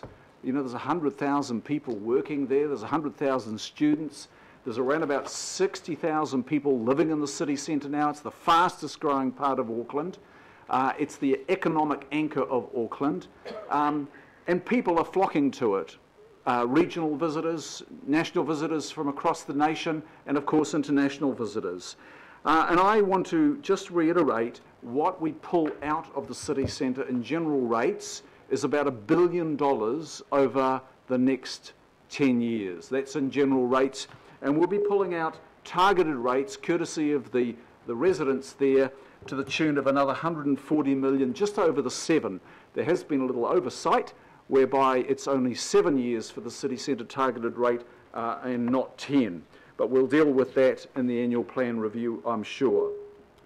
Now, another one that I'm really delighted to support, even though I was tweaking it before, is support for the Auckland City Mission. And Mayor, I saw your release today. Housing First has homed, in a very short period, if I'm correct, 620 people in a very short period.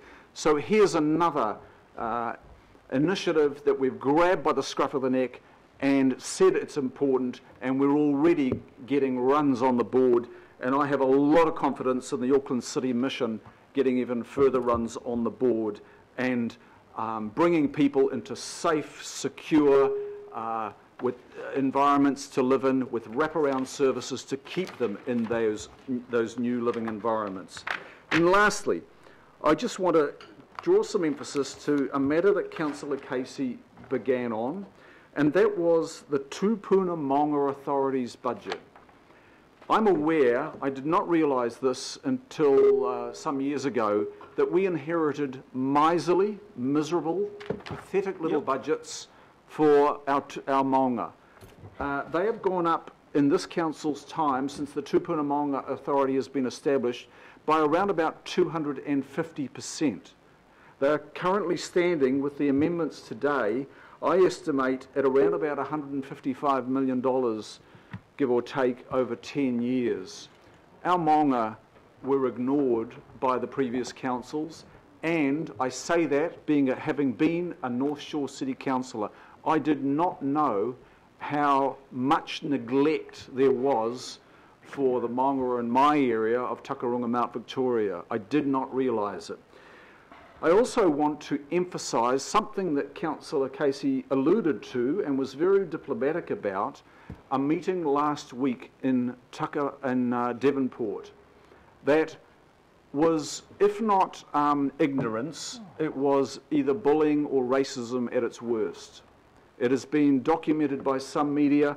For those of us that were there, we know it was probably all three categories. Our members, our councillor members current and those past, were criticised by a local board member for not acting in the interests of the local board and the community. I can now say, and I want to say it publicly here, that I have never ever received any correspondence, email, semaphore or pigeon connection from that local board member asking for any budget for the Tupuna Maunga Authority and specifically Takarunga. And we have increased the budget significantly without it. And I earlier highlighted a category of local board impact that had blank. You'll recall that on the first agenda of today. It is the only board that drew blank. Councillor Casey, Philippina, before us Councillor Clow, Cashmore, and I'm sure I've missed Councillor Bartley, we have all strongly advocated for all the communities that intersect with the Maunga, and we have delivered a $155 million budget for the future.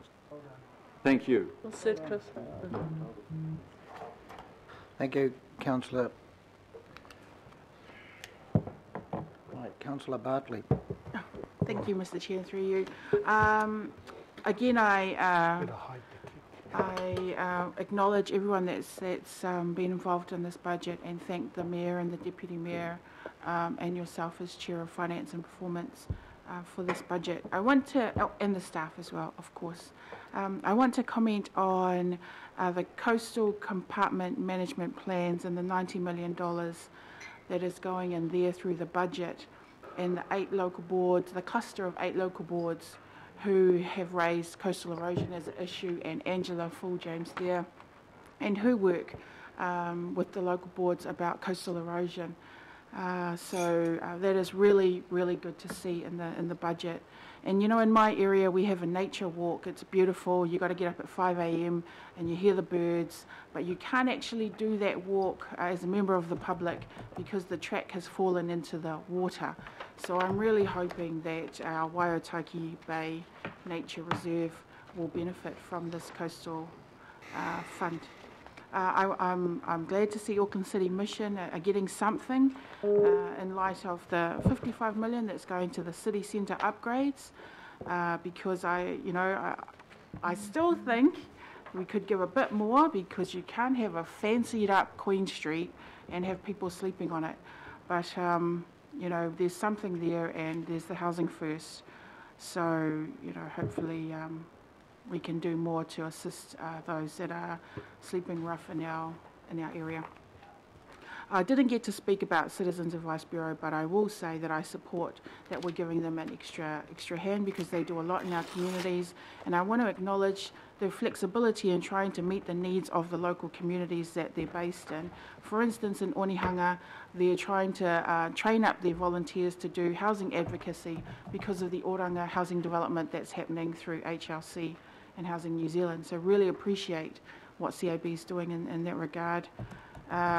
Awesome about water quality rate. You know, water knows no boundaries, so the benefits will flow to the rest of the areas of Auckland, and I do make a point of the F rating in the Tamaki estuary there, and the D in Manukau. Sport and rec is awesome to see. You know, there's so many benefits of sport, not only health, but also for our young people that are a bit off track. And on that note, I want to acknowledge that it is really good to see the support for the Hibiscus Coast Youth Centre, and I look forward to that report about the provision, or the review of Council's provision of financial support to youth centres, because I think I'm the second youngest councillor around this table, in spite of the grey hair. So I'm glad. I'm pretty sure I'm the second. And yes, so I'm really keen to see that support for our young people. So yeah, that's what I have to say. Thank you, Mr. Chair.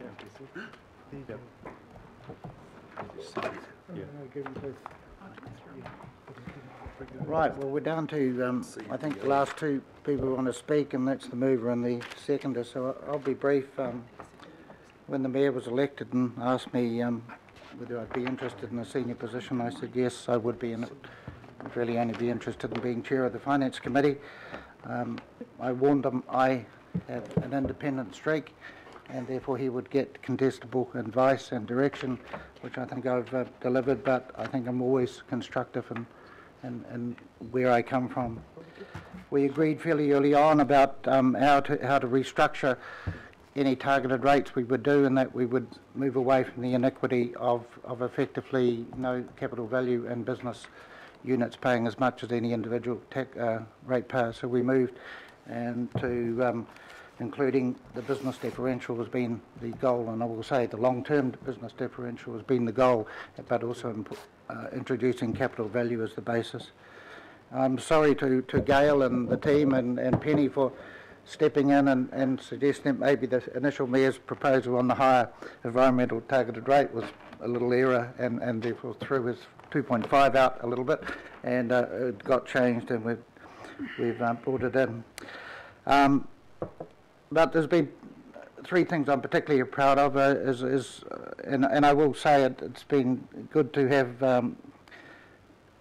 that contestable discussion with the mayoral office on particularly Panuku originally. We had our disagreements, but I'm pretty damn proud that the Panuku program is in there and the way it is in there, because I think it's really important, and in hindsight and with foresight, it's important given that the Labor government is sending the signal on economic development agencies, and we need to be in there being strong and doing and making sure we are not going to get overruled at every corner in the placemaking. The other one is Councillor Simpson and myself have championed the new concept of the Ollies, and I know the Mayor has been horrified to say how the hell did 200 million morph into 470, but it's all within budget, and I heard what Councillor Fletcher said, we need to set something more tighter next time, but I mean we really didn't know how long that piece of string was going to be, but I think the delivery is, we've pretty well got every local board by and large pretty happy with how it's been delivered, so thank you Councillor Simpson for that. And then just a big thing, just an overriding theme that I've given advice to the Mayor on is just make this an all of Auckland budget. Don't make this a downtown budget, or a CBD budget, or just overall transport budget, and that it needs to have delivery in the suburbs, and each local board needs to see things happening, because it's not just the unlock and the transform areas. We've got areas like Papakura and Manurewa that honestly are hurting, that need more work in the future, just like many other areas, so we can't forget about some of those more distant town centres and community boards, local boards I should say. So anyway, on that, that's all I'm going to say, and I think it's been a very good budget. If we pass all this, we've only got 2 notes that are going to note their concerns about something, so I'll pass on to the Mayor. Yeah. Thank you, Mr. Chairman. I'm just going to remind myself and everybody else that we're at item 9 of an 18-item agenda. It's now 4 o'clock and we still have to ratify this with the GB. So I'm going to be very brief. And it's mainly just a thank you, and a special thank you, I think, to Ross Clough and to Desley Simpson as the Chair and Vice Chair of the Finance and Performance Committee. This committee has carried the weight of the process of the budget, and I think they've done a fantastic job, so thank you to both of you. But thank you to everybody here. Look, I had to, the Deputy Mayor belted me on the shoulder and said, this isn't normal. I don't know that I've ever seen such an amazingly positive response right around the table. But I think that's fantastic. It shows that everybody feels that they've got ownership over this budget, they've had input into it. We haven't done everything, we'll never do everything, but we've made a pretty good input for what lies ahead over the next 10 years. So thank you very much for that. I just can't resist the opportunity to say, if we didn't have those 2 targeted rates in the regional fuel tax, the tone of this conversation would have been totally different, because there would have been no money in this area and we would have been scraping to put anything into the fundamentals. We have done, I think, the balancing job of not being tough on the ratepayers, making sure they knew where the money is being spent, doing things to transform, doing things to make this a better city, but keeping in mind that, you know, average general rate increase 2.5%, but with the transparent targeted rates at the areas we wanted to transform and the transport system. So, look, I think this has been great. I appreciate your positivity, I appreciate your support, I appreciate your thanks, and that thanks actually is not simply to me. I'm just one of the group around this table. It's a thanks to everyone, staff members, my office, councillors, IMSB, for cooperating to produce something that I think is really good for our city. Thank you for that. Right, councillors. Now I've got the note here that Councillor Walker just wants to make a general, and it's been approved, just a general note against his, which is his opposition to the targeted accommodation rate, and I've got Councillor Casey wanting to note her objection to number 20. Is there anyone else before I put it in the block that wants to note against anything?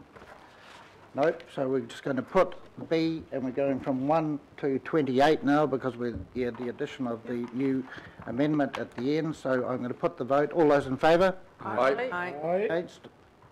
Carried unanimously. Thank you. Wow, That's that's a bit fantastic. different from 3 We are going to have a Sounds break, enjoyed, and Mr. Mayor. we're going to have a 10-minute break to stretch the legs, and then, as the Mayor has pointed out, we're not even on item 10, but I think we can start to pick up pace on these. So, thank you, Councillor. The longest 10-minute break, Chair. 10.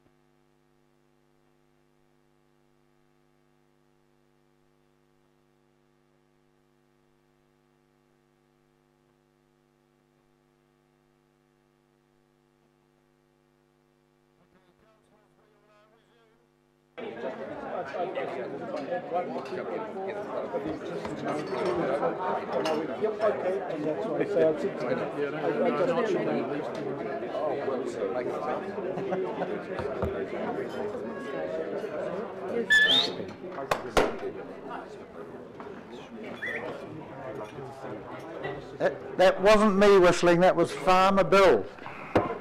Calling in the dogs. Sit and stay.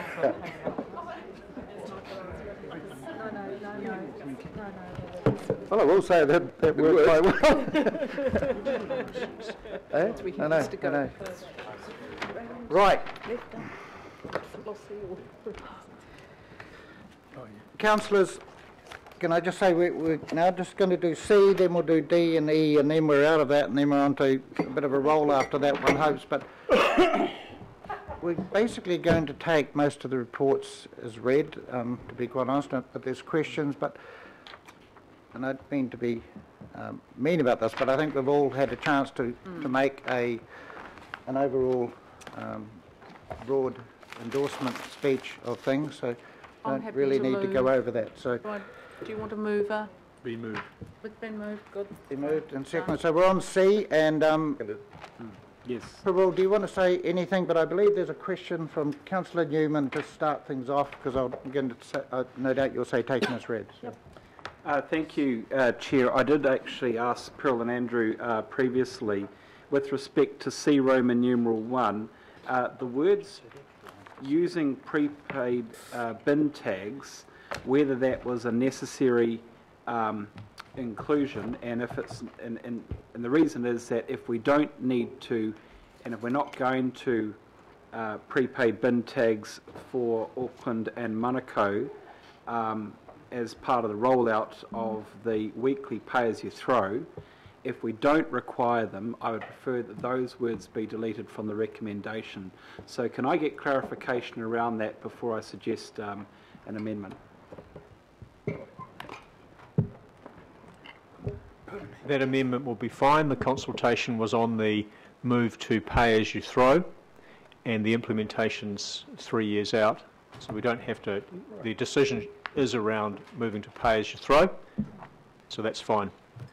Councillor Perul is and the team are happy with that, so we don't actually need an amendment, but Councillor Newman's suggestion can mean we just take those deleting 5 the words out. Using prepaid bin tags, because that's not relevant to the recommendation. The technology is in place that will not require those. Thank you. Okay, now Councillor Walker, I believe, has some questions as well. Sure, I've got 3 quick questions for clarification. First of all, just looking at C3, which talks about the $67 per year. My reading is that the $67 applies to those parts of Auckland that are receiving the service. That's correct? Yep. So you don't pay the $67 for some time up front. It would be useful to have a slight change in the wording to make that clear, Mr. Chair. And then the other question that I've got, which also goes to the food waste collection service. The assumption that I'm making is that we are going to be progressing the procurement for the service at large, and that is implicit in 3. Is that the case? Yes. Yes. Okay. I don't know whether it's necessary to have any wording for that, but that's my understanding, because otherwise we're not going to be able to deliver if we don't procure. And then the other question I've got just goes to the Hibiscus Coast, which presently doesn't have any service provided by council, and that is, can you confirm that it's possible to have a pay-as-you-throw service for the Hibiscus Coast in 2019, and that service might be brought forward ahead of a wider service for the Legacy Rodney area, and that could include a bolt-on to the North Shore contract, for example, or some other facility. Through you, Chairman, the waste plan talks about introducing a refuse pay-as-you-throw service for Rodney in 2019-20, and that is planned. We are also we're doing the Section 17A review as well, and that would further determine in terms of how that is delivered. But it is that is planned, and I take note of what you're saying in terms of introducing it sooner in Hibiscus Coast before it goes to Rodney, if possible. And the rationale for that, Mr. Chair, is the Hibiscus Coast is an urban area of some size, immediately adjacent to the North Shore, and somewhat different to much of Legacy Rodney. It doesn't have any service at this point, so it's very easy for us to do, frankly, whatever we want. So I'm happy with those suggestions, Mr. Chair, and I just wonder whether there may be a need to have a note in 3 Urban Auckland of Urban Auckland where the service is provided. Correct. Which That'll is do it. which is close to the language we use in the actual rate setting. That's right. Because the rate is will probably be per service. So where the service is provided will. And is there any need to make a mention of procurement? That's covered off in the previous decisions of the procurement. Yep. Okay, thank you, Mr. Chair. No further questions, no further comments. Councillor Stewart, a question? Yes, the question is, could you just tell me how many people actually submitted in the Auckland plan that supported the $67 targeted rate? In the long-term plan? Yes.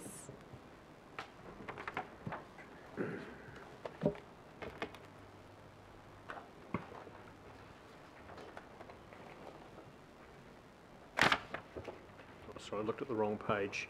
I don't have the numbers in the attachment, but there was 40% in support and 60% opposed of those who submitted. I can't remember the exact number of feedback responses we received. So 67% didn't support. 60%, 40% for, 60 against. 60% against. Yep. It's just that probably where a lot of people actually compost and put the food down the gurgler and yeah. Thank you. Councillor Sayers, you have a question or it can be comment because you're down to the last person. Yeah, question, Ross. Thanks. So that last answer, what was that specifically to? Just the 60-40 split? That was of those feedback responses that we received on the targeted rate for the food scrap collection. Right. Yep. It's 40% in favour, 60% opposed. Okay. I think it was around 1,000, but I wouldn't rely on my memory for that. Okay. No, that was. So I had 2 questions. That was the first one. Just confirmed, and then just confirming on the other pay as you throw, it was reversed from the figures I see. That 60% in support and 40% not in support. Yes. Yeah, just confirming this. Yeah, okay. Thank you. And the cost is not 67 because of the savings you can make with reduction in your pay as you throw, which puts it in the $30 to $40 range actual effect. Just in addition as well, the ones that did not support it also talked about it being either in general rates or other mechanisms rather than a targeted rate. Okay. Yep. Right, Councillor, we have a mover and a seconder. I'm looking around, last calls here, so I'm going to put all of C, 1, 2, 3. All those in favour? Aye. Against? No. Recorded? Recorded, Councillor? Yep. Yeah, I'll have it recorded as well against. Okay, Councillor Stewart and Councillor Simpson recorded. So. And Ross, if I could just have it recorded against 3, C3. Okay. Okay, so, we're going to Councillor Sayers is against C3. That's the food scraps, is it? Have I got the right one? Yeah. Okay, thank you. Yep. And I was an abstain. Right, we are now moving on to D. She's having it recorded too. I'm just going to ask the Mayor whether he wants to speak to this, gives the mover. Well, very briefly, Mr. Chair.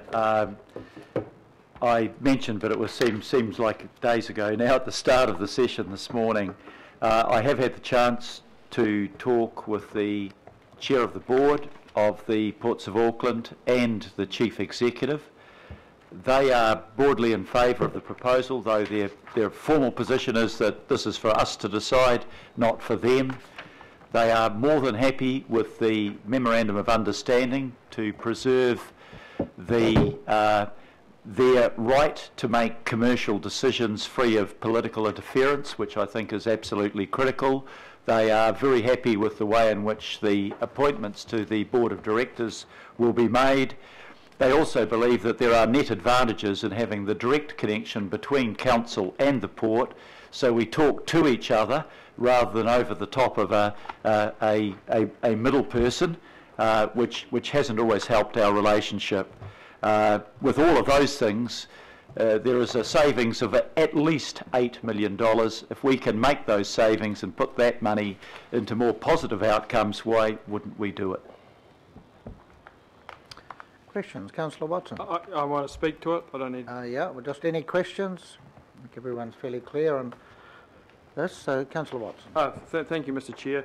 Yeah, I want to speak against this recommendation to disestablish ACIL, and I want to put it in the wider context of ACIL's performance over the years. I was reading their Chairman and Chief Executive's review of the financial year back in 2013-14, and that was a time, of course, where there was a review of the 7 CCOs that had been established, and at that stage ACIL rather naively, I think, welcomed the review, citing that they welcome room for opportunity and the chance to ensure Auckland gets greater returns from its investments. And I'll repeat that little phrase, greater returns from its investments, because at that point, and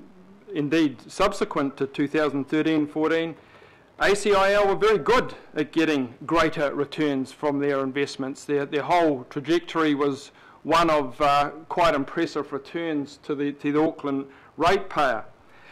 Certainly became a little difficult for them to get those sort of returns after the diversified assets portfolio was taken out of their control. That was that $330 million rainy day fund that once it came into our control was gone in a little over a year. And I would say, Mr Chair, that for me anyway, and part of my reason for speaking against this recommendation, is part of an ongoing trend where income producing assets like marinas, which are currently on the chopping block, are getting hocked off. So assets that the council has that returns money and saves ratepayer rates getting put up are being sold. And in this case, we had a CCO who had quite a degree of expertise and certainly had a track record of success. If you looked at that diversified assets portfolio at the time of 2013-14, it was returning 12.4%, and the predicted or the long-term projection at that point was 4.4%, so they're 8% above that. In subsequent years, after we'd already disposed of the 330 million, if you talk to fund managers, the returns then were 18 or 20 odd %. So that would have even been a return double that which they'd got around about 2013-14. I guess that's, people will say, as they often do around this place, well, you're talking about old news there, we don't want to rehash that. What I do want to rehash it is in the context of contestable advice, because what ACIL did, and which I don't think we've had a sufficiently informed view towards, they viewed upon these income producing assets like the diversified assets portfolio as not only a return on investment, and a significant one, but as a positive contribution to the improved liquidity position of council. And that was a point that they made just about in every single annual report that they did, that their income producing investments improved the council's liquidity position overall. We don't have that. Instead, we have, particularly in the other CCOs, ironically enough, that aren't under any sort of threat, a kind of Barfoot and Thompson mentality where it's just sell it off, just get rid of it. Whether it brings you in an income or not, it doesn't really matter. So the one organisation, the one CCO in this council family that did have expertise in producing income and quite impressive income in that is being disestablished. And if we take the diversified assets portfolio as a precedent, the funds then built up over many, many years then are gone in next to no time at all. So I don't agree with the manner in which they have been essentially initially sidelined in terms of the portfolio they had, and now to be finished off altogether. Because if there was one entity in the council that was producing income as opposed to just selling it, it was ACIL. And today the vote essentially goes to taking them out altogether. So I won't be voting against it. I appreciated their expertise and appreciated the independence of view that presented a different perspective on the use of our assets. Thank you, John. Councillor Watson, sorry, trying to keep formal. Is there anyone else wishes to speak? Couple of questions. Councillor Cashmore, questions, and then Councillor Walker. So the sell down of the diversified asset portfolio, or the airport shares, or indeed Ports of Auckland, would go outside our decision-making portfolios. It would be a strategic move that would require a vote of the full council. Is that correct? Yes, I believe that would come within the definition of the Companies Act, and in certain instances might require a special consultative procedure under the Local Government Act. Yep. So I think that sort of gives us the protection that we are looking for to counter Councillor Watson's point, and the decision about the diversified asset portfolio was one that this council made after consultation with the executives and from expert advice. So I just leave that where it is, Mr. Chair. Thank you. Councillor Walker. Sure. I'd just like to join the comments of my fellow councillor, John Watson.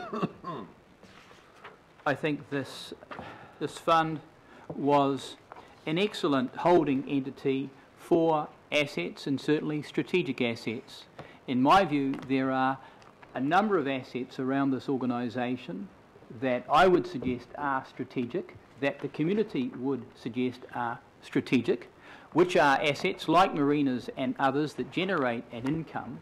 And frankly, an entity like ACIL would be a better place to keep them than, frankly, the present situation where they're really not identified other than for sale. And that is what is happening. This council is presently trading off the investment decisions that were made by previous legacy councils. We're trading off that now, and we're selling those assets down, a number of them strategic. And once that silver's gone, frankly, the assets and the income and the strategic nature of those assets is going to be gone, and Auckland will be all the poorer for it. So I'm not at all happy about the loss of this entity, Mr. Chair. I can see it's a done deal, but it's disappointing. Councillor Darby. In short, an unnecessary layer in governance and management that will be stripped out and deliver savings of 500,000, 800,000, possibly more. I think we can deal better with that money and deliver something real for Aucklanders. Okay, Councillor Darby. Councillor Cooper. Thank you, Mr. Chairman. I'd never considered putting our assets, other than what's in with ACIL, taking them from Panuku to put them in here. I don't think we've ever had that conversation. That's news to me. That's but, right. You know, and all due respect to Panuku, they're only doing what we ask them to do. They're not a rogue CCO. They're actually following the strategic direction we've set. So, you know, I don't think they warranted that kind of criticism.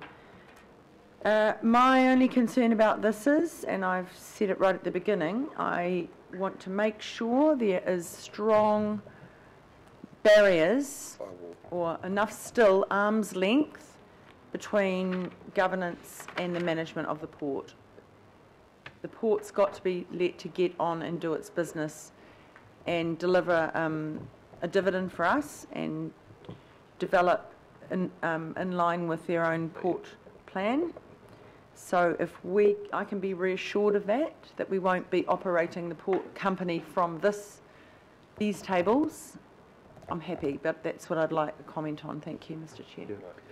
Well, I'll comment, but you've heard the Mayor give the assurance and that they are happier with the MOU, but I'm actually just going to ask the Chief Executive just to confirm as an objective.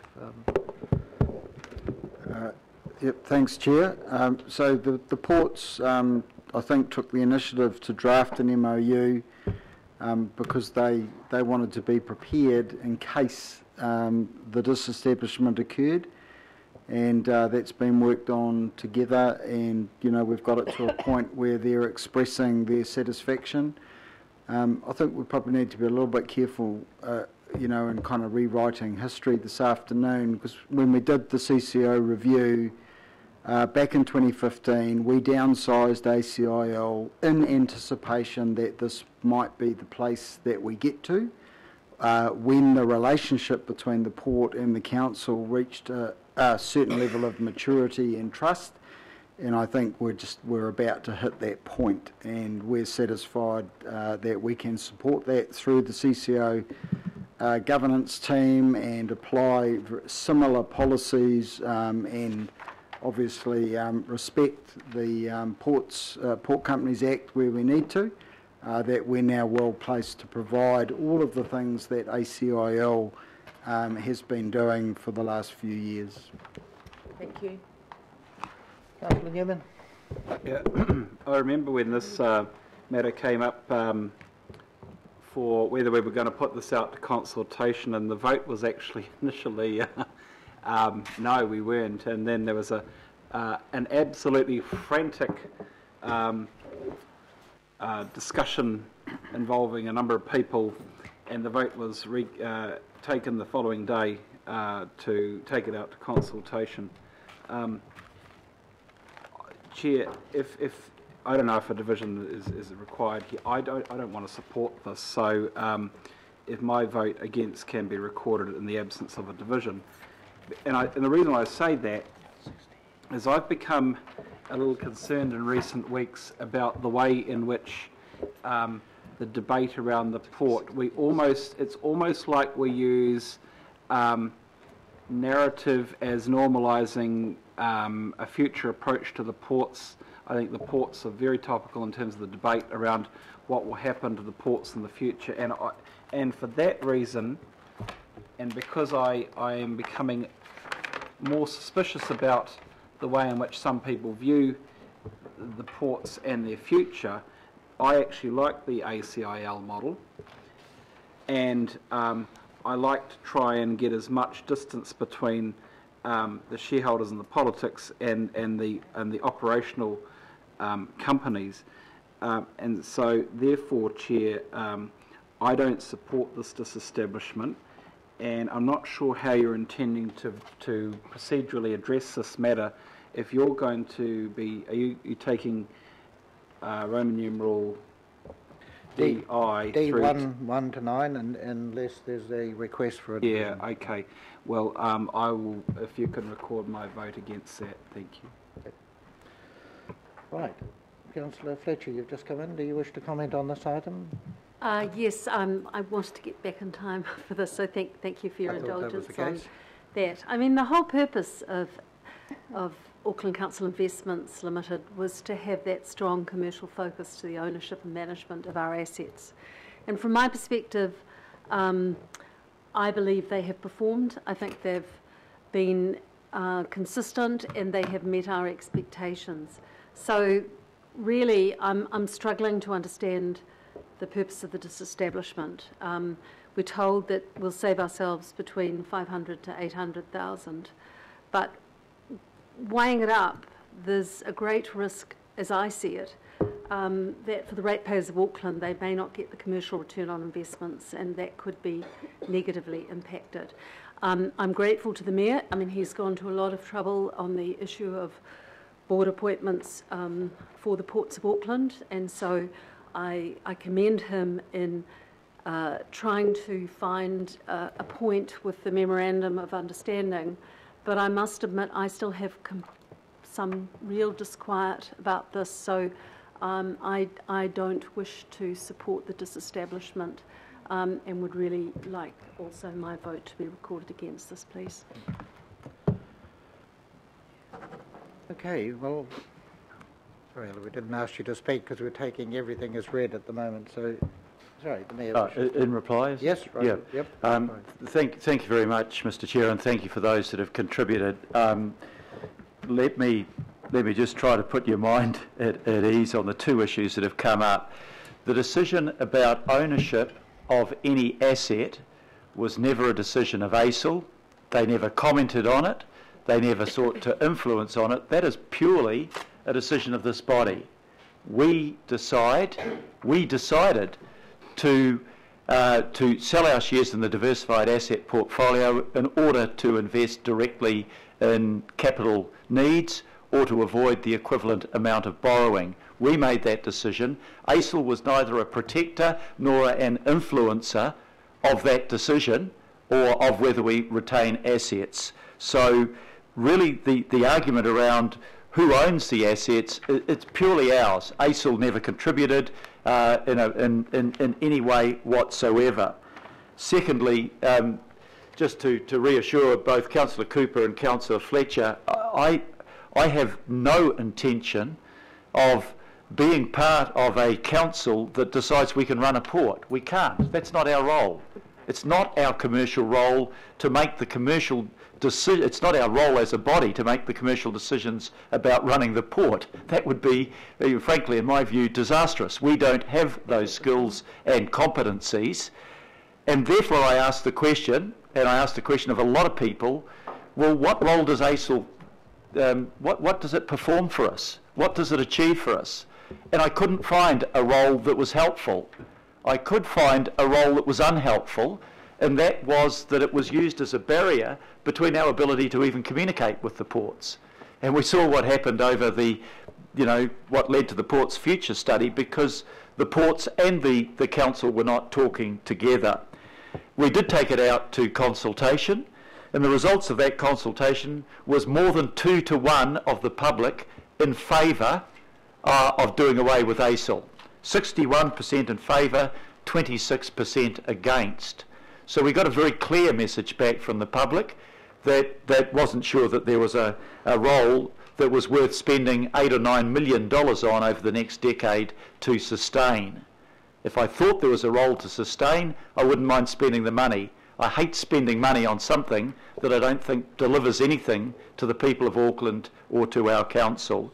So, on the two issues of concern that I think Councillor Watson and Walker raised and Councillor Cooper and Fletcher, I want to give an absolute assurance this will not influence our position around the decision on ownership, and this will not lead to commercial interference in the day-to-day decisions of the port. It will enable us to communicate better and more directly. The ports agree with that. The ports think they're safeguarded, and we save $8 million. Okay, councillors, it's my intention to put it together, and I've had Councillor Newman has noted he wants his vote against it. Councillor Fletcher, and mine Councillor also. Simpson, Councillor Watson, Let's call it division. Councillor Sayers. Take a division. Right, let's call it division. And That's Walker. probably the easiest thing. Right, we'll call it division. On just that one?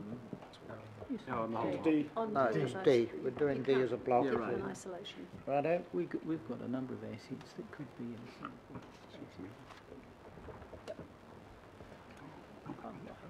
Okay. I'm confused. Against, Ross? Yes, Wait, against. Ross. Thinking about something else. Come on, Ross, come and sit over here.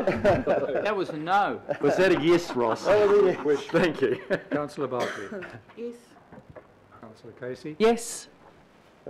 Deputy Mayor Cashmore. Yes. Councillor Collins. Against. Councillor Cooper. For. Councillor Darby. For. Councillor Philippaina. Aye. Councillor Fletcher. No. Mayor Goff. For. Councillor Hills. Yes, thank you. Councillor Hulse. Aye. Councillor Newman. Against. Councillor Sayers. Against. Hang on, what's happened there? Sorry, Newman. I was against. Newman is against. Yep. Councillor Sayers. Against. Councillor Simpson. Councillor Stewart. Against. Member Taipari. Aye. Councillor Wayne Walker. Against. Councillor Watson. Against.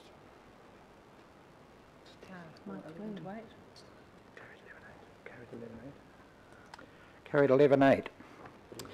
Right, councillors, we have a proposal on E. I don't think we need, so I'm happy just to put E. But of course, if there's questions or... Thank you, Alan. Any questions? No. So I'll put E. All those in favour? Aye. Against? No. Right, councillors, we will now move to page 137.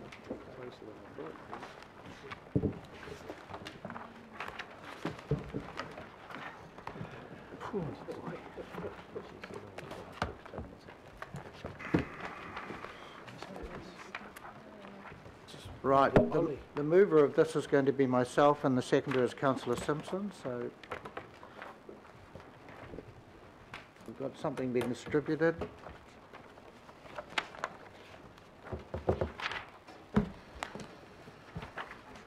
I might reserve my right of reply, that's all, so I ask if anyone wishes to speak to this. It should be, I think we've pretty well agreement. And Ross, would you like to just say something, please? I just want to give an update. There is a handout being circulated. So there are, just in the for item A, Roman numeral 3, where it talks about the local discretionary initiatives, and there's more detailed recommendations in the officer's report. There are 2 local boards where there's just a slight update to the timing. So the last few days, staff have been working with those 2 local boards. That's the Rodney and the Manurewa local boards, and it's just a slight adjustment with some of the timing of those items being brought forward a little bit. So there's the idea is to reference this tabled attachment in the minutes as well, and we have an update to A3 to refer to the officer report and also the tabled attachment. I'm fine with that. Okay, so we just need to have 3 come up so we can see the addition of the extra words. I have no doubt there will be no objection from Manurewa or Rodney representatives. No, good. Well done. So, sorry, Ross. So we can just... What were you suggesting? If we just add on the end of there and the tabled attachment. Sorry, and the tabled amendment. So, and the tabled amendment. And the tabled attachment. Yep. Councillor Hills. Just 2 quick questions. One, do we need to put the separate resolution on the Waitemata one to make their full OLI complete? Because we have talked about that, or is that a separate? That will come to another meeting of a certain committee, which could be, well, would be finance, because that would be a recommendation to. That's right, the finance. It'll come through the finance performance. Yep. But do we need to put that in here to give them certainty, or are we sort of saying that's what we're doing? We're giving them the full. It's covered in the staff advice where it lists the more detailed recommendations, so that is already covered, that it will come back to finance performance. So we're confident about that? Yep.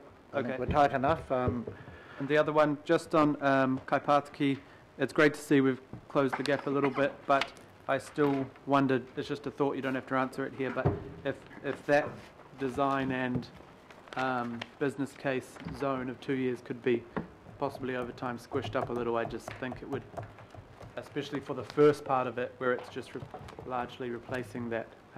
It's great to see the demolition come a lot, like pretty much straight away, but it's just getting the rest. Community facilities. Rod Sheridan, Rob, I mean, you don't need to speak. I think we've got enough assurances and there's been enough goodwill in the last week or so where we've managed to move the gap on Manurewa and more specifically, sorry, the second one of today. So I think there's goodwill there. We're trying to do what we can. I don't think there's any issue. Rob, do you want to say anything about? Simply that we will certainly make every effort to progress that Birkenhead project and all these projects as quickly as possible. Thank you. Councillor Sayers. Yeah, thank you, Mr. Chair. My question's on behalf of the Rodney Local Board. I just want to acknowledge also the Deputy Chair is here, Phelan Perry, been here most of the day. So he's just asked me just to confirm on page 149 that the indoor court facility at Huapai there is in within the first 3 years, as outlined, year 1 being the provision and assessment, year 2 being the indicative business case, and year 3 being the build. Is that? Can I just clarify that, check that? Yes, so we're looking to, again, as quickly as possible, move to that through the needs assessment and business case phase. If we're able to, we'll look to do that in the first year and get clarity on whatever the appropriate investment is, so we can move on as quickly as possible from there with design. So that sounds like you're trying to do a little bit faster than perhaps outlined here. Okay, all right. Thank you. Well, again, in a meeting the other day, a workshop at the meeting, which Councillor says you weren't at, but there was an assurance giving. They'll be trying to do what they can by the end of the year to do stage 1 fast track. So that was given, and I got the impression that Phelan and Beth were, in subsequent conversations, were quite happy with where we'd reached this on this, Ollie. Thank you. Okay, right, we have a move in a second. There's no one else wishes to speak, and I think this will be unanimous, so I'll put that. All those in favour? Aye. Against? Thank you. Excellent. Congratulations, Chair. Right, we're swapping from one agenda to the other here. Back to this one. Right, we're going to the local board budget update. Happy to move this, Mr. Chair. Okay, well done. Seconded by Councillor Simpson. Okay, so you're on page 155 of the open addendum agenda. So let's make sure everyone understands. We have a mover and a seconder. No one, I don't think, wants to talk about this. Okay, I will put that resolution. All those in favour? Aye. Aye. Against? No, that's good. So we are now going to number 12, and we're going to the bold Rodney local targeted rate. Thank you, Phelan. Thank you, Andrew. And Ross is coming back, I believe. So again, we are going to take this as read, but however, I'm going to ask Phelan, or Andrew first, and then Phelan to make a comment if he so wishes.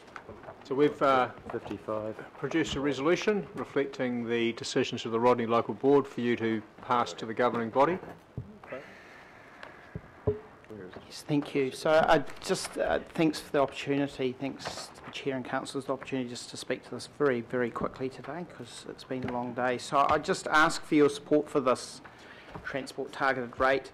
It has been a difficult decision for the board, as you can imagine. No one likes having their rates put up.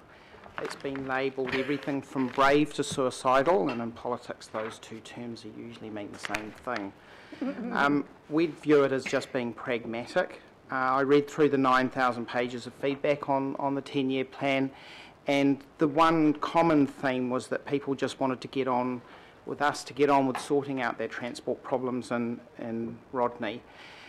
Your pragmatic decision today over the regional fuel tax means that we can tackle our road ceiling with a substantial increase in funding, and our targeted rate will deliver a public transport investment across Rodney. This is really important because this gives those who are going to be affected by higher fuel costs, which are inevitable, because of factors from overseas which are beyond our control. This will give those people most vulnerable to those fuel price changes an option to be able to use public transport. Those people also do come in high deprivation areas such as Wellsford and Helensville. So once again, I thank you for the chance to speak to this today, and I would ask for your support for it. Thank you. I'll move it. Okay, well, I know we've got Alf thinking, but I've actually got Councillor Cashmore who's decided to move this, and I'll second, and I think where Councillor Cashmore was coming from is it's something that's been done in Frankton a long time ago, so I think he's basically sending out a message to his brothers in the north that this is a good thing. So we have Councillor Walker with the question. Yeah, I just have a question. What was the feedback from the community around support or not for this targeted rate? So the community feedback on the proposal it's fairly evenly balanced. A chunk of the community was in support, another proportion was opposed, and there's quite a lot that indicated partial support for the proposal, and their partial support was based on saying, yes, we support it, but only if it's spent in the Rodney area. And reassuringly, as a targeted rate to be raised in the Rodney area, it can only be spent in that area. That spending will be monitored and determined by the board. I'll fish around for the absolute numbers. Thanks. I can give you absolute numbers. If you included partials which said, yes, only if it's spent in Rodney, or yes, as long as you get on and do it, and yes, if you actually do what you say you're going to do, that's 52% in support of it. So, Phelan, can you, did you, getting into the specifics, did you talk about, in the light of if the regional fuel tax goes ahead, our priority would be to improve the public transport system? Yes, so what's happened is obviously a bit like the decisions you've had to make. I mean, this went out to consultation before people understood what was happening with fuel taxes. Originally, we had proposed a targeted rate that would mainly focus on road sealing with some footpaths. There was some public transport components to it, so a park and ride in Kumeu was one of those. When the additional money for road sealing appeared in the RLTP, we made a decision that, based on feedback, that there was quite solid support for public transport. In fact, in some areas we had people going, look, we're not interested in you doing footpaths, we just want a bus service from Helensville to Silverdale or from Kaukopapa to Silverdale. So we rejigged the proposal, and on the assumption that, or on the hope that the 85 million of additional road sealing would be supported, and this means that we deliver a package which is public transport heavy and does deliver on that continued chipping away at the footpaths across Rodney. So this proposal that we have would see a bus service from Wellsford to Warkworth, a park and ride in Warkworth, which would tie in with the new bus service that starts in October, a bus service that would run from Huapai to Albany, and another bus service that would run from Helensville to Kaukopapa across to Silverdale. We just don't have that level of public transport currently in Rodney. Fantastic. Councillor Filipano. Thank you, Chair. Just want to applaud the local board for your brave decision, because as you know, and I harped on about this, Mangere o Tahu, well, the Manukau ward anyway, made that decision 2013 around free swimming pools. Now, we received, and I know the local board did, and you know, they received quite a bit of flack afterwards from residents. But look, at the moment, there's quite a few people going to the pools that we have from other areas. I'm not saying that in regards to the fund that you'll have, but I think you'll have a few more cars driving down your roads. But look, I just want to applaud, can you pass on to your local board the decision that you have made, and congratulations. Thank you. Thank you, Chair. Councillor Hills. Yes, Fallon, it was a little bit about what Councillor Clow had already said, but just wanted to thank you and Beth for the fantastic presentation you gave at the workshop the other day.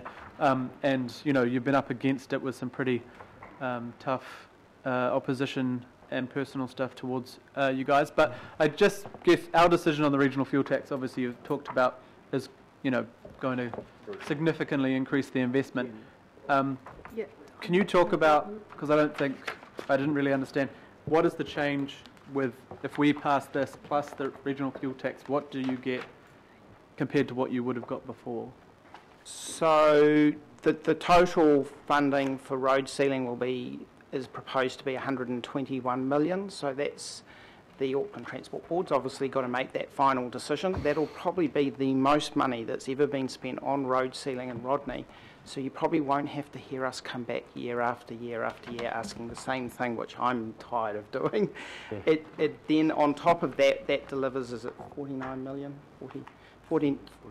46 million dollars of targeted rate money that will be chip away at the 90 odd footpaths that we still have outstanding, and it will deliver those public transport services that I indicated previously.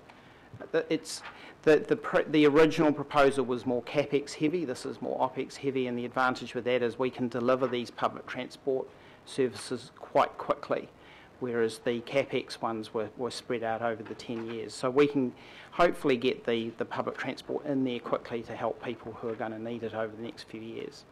Well, thank you for the leadership from yourself and the board. Thank you. Councillor Newman. Yeah, thank you, Phelan, and I just wanted to say that it has been a very difficult time for the Rodney Local Board. If this governing body really supported the Rodney Local Board, the proposals that you're putting up in relation to the additional bus services would be funded regionally. You wouldn't have to do it. I think you are having to display more courage than is necessary. I don't know of any other public transport bus services that are funded by a local board targeted rate. I congratulate you for being courageous. You're being more courageous than us, in my view. But the decision that has been... Look, if it was me and if I'd been sitting around the Rodney Local Board, if the primary argument was to get funding for a road sealing program in Rodney, having got that through ATAP, I'd be saying, all right, well, thanks very much. I'm going to take the target rate off the table, which I think is actually something that Councillor Sayers would have argued. But so I think you know, I can understand Councillor Sayers' position. I can understand the local board's position. And I think the local board's position is driven significantly due to a sense of desperation about the gap that has occurred, whereby services that are needed, as identified by the boards, have not been addressed regionally. It's not easy, Chair, frankly, to support the Rodney Local Board's targeted rate. I mean, look, I do support a transport targeted rate on property, don't get me wrong, so, you know, I'll go along with this. But what the local board is trying to achieve here ought not to be something that the local board actually has to go and require of its constituents in Rodney. This should be part of a regional program. So whilst others might say and congratulate the local board for its leadership, I too congratulate the local board for its courage, but consider that the local board should never have been put in this position in the first place. And I know that look, if I lived in Rodney, I'd vote for all the Rodney local board members. They're great people, and I'm sure that Councillor Sayers will work expeditiously to ensure that they are re-elected in the best interests of the people of Rodney. Thank you. Well, he hasn't said that. Do you have a reply? Yeah. Councillor Sayers, the local councillor, to conclude this debate. Then John Watson. I was just trying to clarify. We seem to go on from questions to the debate. So I've got some questions, and then I'd like to reserve my rights to speak to it. Yep. Okay. Questions. So just three questions. First, directed to Andrew Duncan. First question is, what would be the percentage increase in rates if the Rodney local targeted transport rate was introduced? What would be the percentage increase, just taking that on residential property? What would it equate to? 7.3%. Thank you. Now, obviously we've got the 2.5% rate increase we've talked about today and put forward to strike that. So if you combine that 7.3% and the 2.5%, general rate increase across Auckland for residential, what number, or what would be the percentage increase for an average residential property if that rates, those two rates are combined? Just over 8%, because the average residential rates increase for Rodney's around the 1% level after you take all the factors into account. Take the ITL off. Take the ITL off, add the interim transport levy in, long-term differential strategy, the benefits, they haven't increased as much as revaluation. It's somewhere in the 8% range in total, my recollection. I haven't written that down specifically, so thank you. It's in that mark. Yes, thank you, Andrew. My third question to Mr. Duncan is, and this is quite important because I think we all need to be well informed around the table. On page 59 of our agenda, there's a pie chart. It shows that 43% of Rodney isn't in support, 36% was in support, and there's 21% partial. So just looking at those, you'd say, well, most were a no. But of those 21% that gave a partial indication, are you aware of any further analysis or breakdown of those figures that have been presented to the local board? The further breakdown of analysis is laid out on that in the attachment at pages 59 and 60.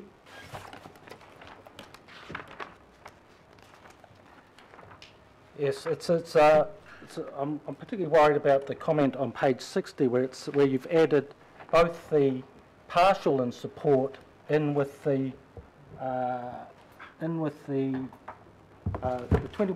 in with the 36%, coming up a number with 37% in support. Some of those partials were, I'm asking about those partial votes, because some of those partial votes might have been for and against, or you couldn't really decide. Are you aware of any work that's been done to break down that 21% and how those numbers look? So some work has been done, and that is what's appropriate. It's been noted in here. The choices were support, partially support, or opposition.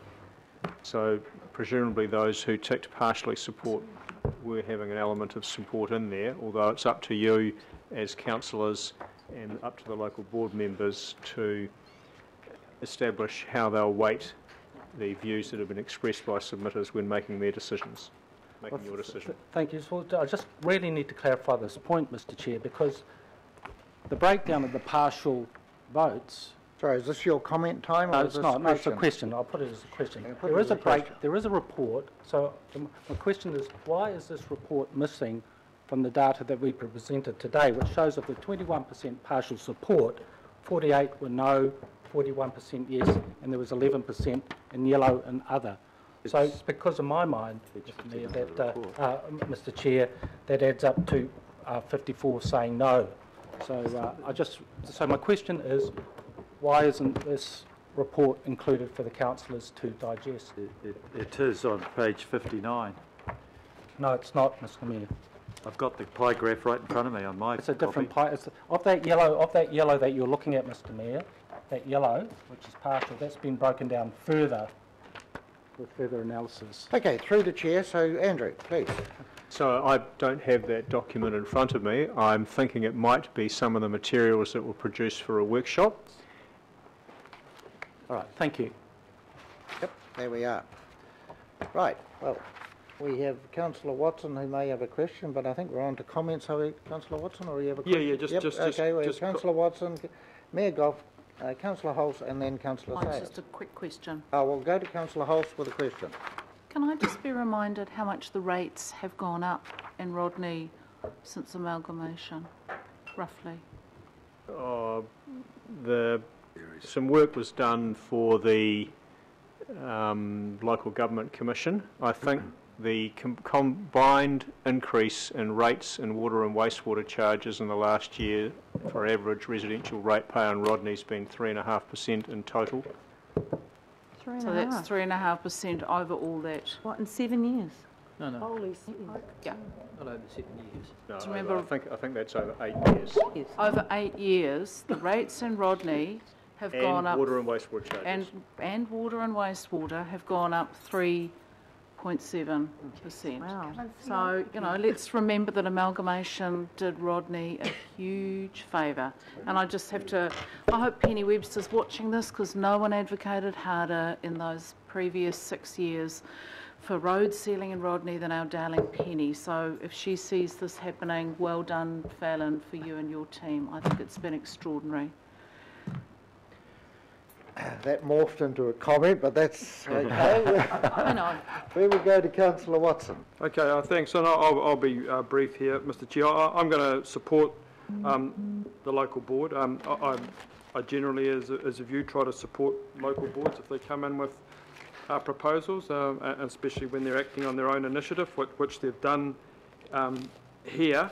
I would just raise a few general concerns in relation to that, echo what Councillor Newman said. I think in terms of the bus service, both Helensville and Warkworth are areas that are growing. There's development occurring there, and specifically in Warkworth, I would have thought the kind of bus services that the local board are willing to fund should have been coming about as a matter of course. That they're not raises some concerns, and that really goes to my major concern here, is in terms of precedent, where you know, given the kind of rapturous fashion in which the local board have been congratulated, that this then becomes the default go-to for other local boards when there's shortages of services or they're looking for things. Then they say, well, you know, Rodney wanted that or similar, and they were willing to fund it. So as much as I certainly respect the local board for taking their own initiative here and making their own call, and clearly what is a divided issue, I don't think anyone's contesting that. I have sympathies for both sides of the coin here, certainly for those that are trying to hold the line and those who are looking to actually get some things happening. I don't think there's any right or wrong response there. I know which way I'd go if I was in a similar situation, but I think either argument has merit to it. But I would just emphasise, Mr Chair, that you know, there is a precedent getting set here, and it's one that local boards need to be very mindful of, I think. Thank you. Right, I have Mayor Goff. Yeah, thank you very much, Mr Chair. Look, the statute gives local boards the right to set a local targeted rate, and I don't believe that it's appropriate that this governing body should question the local board or challenge their right to do it or overturn their decision to do it. I think we should respect their local decision making. Secondly, Rodney has got big problems, quite different from the other end of Auckland, which is Franklin, which is a similar distance from the city and similar rural nature. Franklin bit the bullet years ago, targeted a rate at sealing, and there's hardly an unsealed road in the Franklin ward now. You've really got to hunt it down. Franklin is quite difficult because its legacy council, or the majority of it, decided not to make that investment, to keep the rates down and not to do any of the work. So I applaud the local board deciding to take this action. I think it's true leadership. The great thing is that, you know, with the regional fuel tax, you are going to get that massive increase, $85 million increase in sealing roads, and that frees you up to do some of the other things that are part of the historic underinvestment. So I've got huge respect for what Phelan and Beth and the majority of the local board has decided. I think we should support them. I think that they've made the decision. They're putting themselves on the line to say, we are going to make a difference for our community. We've got the courage, we've got the commitment, we've got the determination to do it, and I admire all of those qualities. So thank you very much, Phelan, for setting that. And of course, you're not the first board to do a local targeted rate. Actually, it was Otara Papatoetoe and Mangere Otahuhu. And, you know, I hope nobody challenged you, Alf, in your desire to do that. We shouldn't challenge the Rodney local board to go with their decision and do what they believe they were elected to do on behalf of their community. So thank you, Phelan. Thank you for the leadership. Councillor Hills. Yeah, just once again, I think absolutely we should support this. I think that it is difficult for anyone to come to us, but you've come to us both with solutions and projects and plans, but also come to us with the funding mechanisms to cover what you want to do. So I just want to thank the whole local board, but especially yourself, Beth, Brent, Tessa, Cameron and Louise for putting forward the plan and the idea to us. And you're going to see a lot of change on the ground, and people will notice it. It may be some pushback at first, but you're going to see with the RLTP, the RFT and the regional decisions we've made today as a group for your area, as well as the leadership you've had on this, you'll see significant change in the next few years. And if you don't, you better come back here, and we will keep Auckland Transport to its word, and all of us to our word. So thank you once again. Okay, right. I have Councillor Darby, then Councillor Sayers, and then Councillor Cashmore if he wishes to have right of reply, having been the mover. So Councillor Darby, now I've got Councillor Fletcher and Councillor Wayne Walker. No, we keep it going. Right, we've got Councillor Darby. Thank you. I'll be brief, but rather than just be silent on this, I do want to acknowledge Phelan's work on this. He's been in correspondence with the Deputy Mayor and myself on this for a couple of months. He indicated it was coming. He was testing it politically with us. But it's not just Phelan, it's a board of Beth Holbrook as the chair, and Brent Bailey, Cameron Brewer, formerly around this table, Tessa Berger and Louise Johnston. I think they are the names that have gotten behind this and backed it. And I just really want to commend the tremendous leadership of the Rodney local board. And they haven't just relied on a few pie charts analysis. They've actually got down dirty and, well, not too dirty, and dug in and communicated with their community and engaged quite richly and deeply to find the point where they can safely support this. And I think it's been real determination on their part, and I acknowledge you, Phelan, for being the principal leader of this work. You've done a great job. And of course we know that development contributions are going to be tracking into Rodney. They just won't be tracking in time to deliver the necessary infrastructure. That's just the product of the DC scheme, unfortunately. So the board can't wait for that. You're getting on with it, and you're showing real clear direction to your people. Well done. Councillor Sayers. Thank you, Mr. Chair. Yes, look, I'm not in support of the transport targeted rate on Rodney's ratepayers for very good reasons, because the Rodney ratepayers do not support it. It would be wrong for us to vote on something that the Rodney residents don't want. The Rodney local board may want it, but the Rodney's public do not want it. I'm all for the local boards receiving greater greater funding and to be empowered to do more, but that has to be done responsibly and within fiscal envelopes and with public support. I want to look at three things: financial impact, the public feedback, and the relationship of this to the local government commission inquiry. Financially, Aucklanders are going to be paying on average a 2.5% rate increase, except for Rodney. It's going to pay the 2.5% general rate increase, plus the Rodney local board targeted rates, which we've just had confirmed, will now take it to over 8% for every year for the next 10 years. 8% for Rodney, 2.5% for everyone else. That is not For basic services that Auckland Council should be providing anyway. So where's the equity in that? I've always supported the Rodney local board and supported its projects. But I can't understand why Beth Holbrook's local board wants to vote in this target rate against the public's wishes. Look, even the Rodney local board itself isn't unanimous on this. They're split over it because they've seen what the public feedback has been. I ask that we do the right thing today and we listen to the voice of the Rodney ratepayers, to the disenfranchised people and the feeling in Rodney. So what are the public saying? I'm certainly not comfortable that this hasn't been included with the councillor's report and it's been excluded for some reason. However, the official feedback is that 43% of Rodney's residents support or partially support the targeted rate. So 54%, the majority, said that they did not support it or were in the other category. Clearly, there is no mandate, public mandate, to support this transport targeted rate. You should vote against the Rodney Local Board's push and uphold the voice of the people of Rodney. And all this was done before the central government announced its fuel tax. Now the public sentiment would be even more heavily against it. You must carefully consider that. You must also carefully consider why these things are not being regionally funded.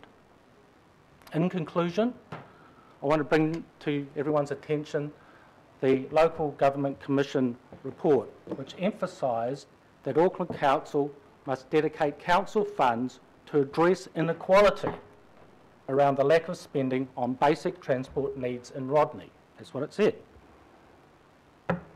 Tolls, rates, development contributions are there to fund basic transport needs.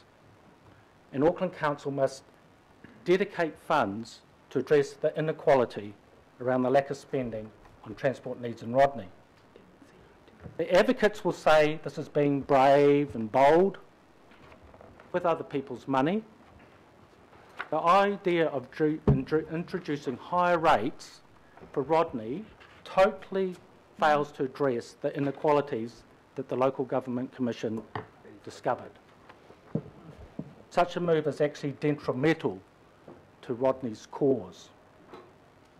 The brave thing to do is to take a stand against these inequalities and to fight for the constituents' rights. Do the right thing and respect the voice of the Rodney ratepayers. Vote this down. Andrew, Councillor Sayers made a statement that next year it's going to be 2.5 plus 8% again, and then the following year 3.5 and 8% again. Can you just clarify whether sorry, there's 8%. going to be... Sorry, Ross. Just to clarify that, what I was saying there, the 2.5 mixed in with the Rodney targeted rate will take it to 8, and that's set. This is set for in a 10-year budget, so that'd be this each year for every year. And if we went to 3.5% in a couple of years, that might. Can we just get clarification there, Andrew? So the Councillor Sayers is right. The general, well, the total rates impact for Rodney Local Board transport targeted rate and all the other changes, including revaluation, 8.4, I think, for Rodney next year. The year after, it'll be 2.5, then 3.5. Yeah, thank you. This All is good. a one-off jump, but Right, it is in the Councillor 8 Fletcher. range. That's this 1 year. Thank you. Well, thank you, Mr. Chairman. I think whenever we start to really do a deep dive into any ward with transport, it becomes quite complicated. And so I decided to go and do a bit of my own research on this one. So I went and had a long chat to our former colleague, Cameron Brewer, who sends his best wishes to everybody, but said he's not actually missing these budget debates. You would be surprised to know. But he... Be watching. Yeah, I'm sure he's watching. I'm sure he's compelling. You know, he'll have his popcorn and he'll be sitting there probably with a glass of wine. However, he reminded me that he is the spokesperson on transport, and he wanted it known that he did support the local board targeted rate initiative, but he also wanted it known that he thinks that the advocacy that the people of Rodney have had from both their ward councillor and the local board has been outstanding in the last little while, which is why we are seeing some real progression in terms of the issues. So he sent his best wishes to the local board for their success today, but he also sent his best wishes to the ward councillor. And so I'm going to vote for the targeted rate, and I, along with others, want to thank Phelan for the attendance here today, and I hope that we can see it adopted and see more good things coming out of Rodney. Councillor Walker and then Councillor Cooper, and I think that really would pretty well knocks it off, I think. Yeah, Oh, and Councillor Cashman with the right to reply. A couple of quick points, Mr. Chair.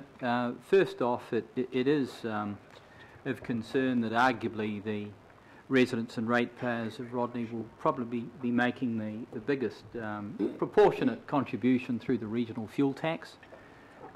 So they are being rather hard done by. I think the other issue that I want to raise is that given the local board has taken a significant measure of responsibility around this issue. I think it's fair that they also have a high degree of accountability, and I would hope have a great deal of oversight over the projects and the allocation of money, the value for money on the part of Auckland Transport, so that we don't have gold-plated stuff, because there are any number of Rodney residents and ratepayers that would suggest that at this point they're paying quite a lot for what they get out of the expenditure on roading and footpaths and so on. So I would hope that the local board has got more authority, Mr. Chair, and that is somewhat similar to the position that we're putting the Waiheke local board in. Rodney is rather similar. Right, Councillor Cooper. Thank you, Mr. Chairman. I do support this because I support the fact that the local board are willing to basically stick their neck out and do this. You know, there's bigger all PT options in Rodney. It's really hard. They don't have a lot of choices. You know, they're not going to get the train. If they're going to wait for, you know, this supposedly magnificent light rail, that'll be 10 years. So here's a local board that's willing to go, okay, if you just help us out a bit here, we'll give you some buses, which gives you options to reduce the amount of petrol you have to use. You know, and we heard at the workshop the other day, and it's a shame you weren't there, Councillor Sayers, because a lot of those questions you asked today were answered there. I just think it's, you know, sometimes it's not always the cheapest rate rise which is the best. Sometimes you've got to spend a bit of money to actually get some progress. And I think once, and I'm hoping that once this fuel extra rate has been in for maybe 2 or 3 years, that AT say, actually, it's fine now, we don't need it. We've caught up, and this is just going to be taken into the regular, you know, run-of-the-mill. This will be normal now, and it won't need to go on for 10 years.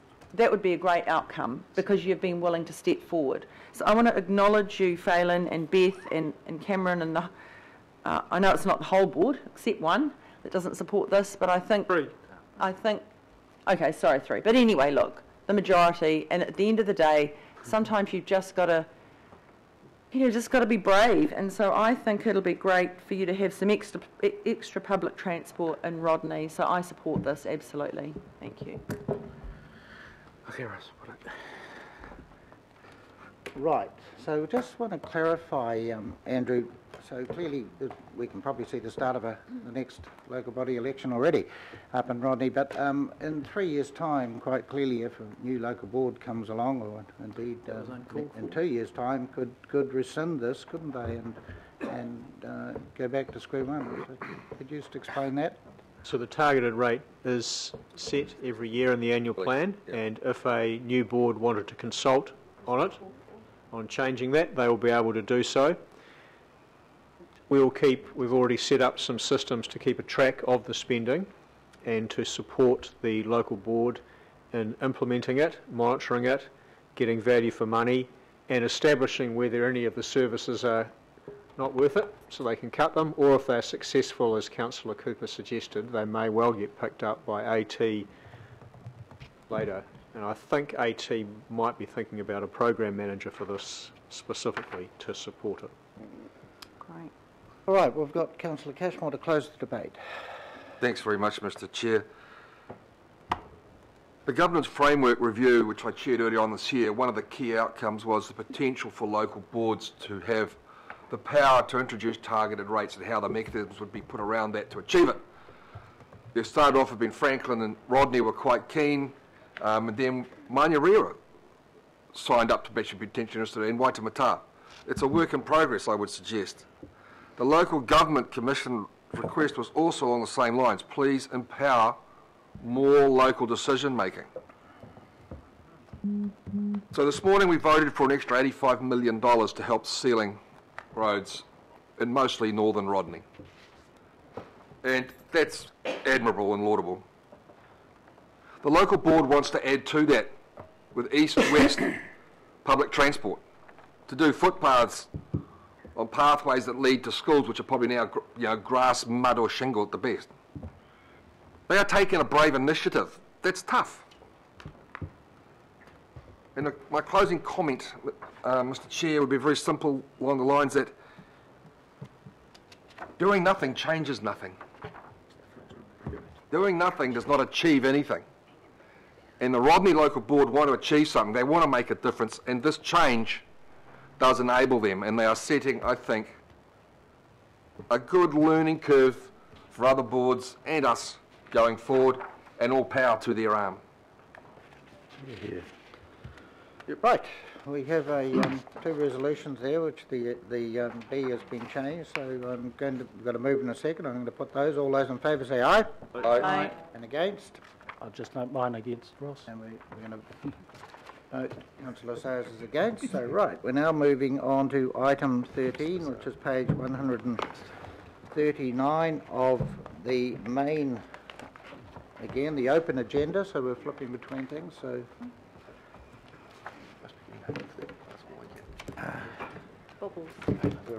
So, once again, going to take this as read, and I don't think there's anything that needs to be added at 5:30. Happy to move, Mr. Chair. 5:30 tonight.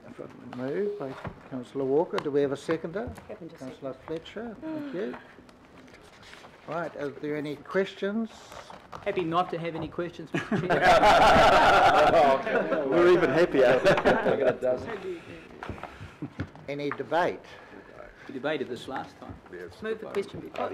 Okay, right, we'll put this. We're going to move in a second. All those in favour say aye. Aye. Against?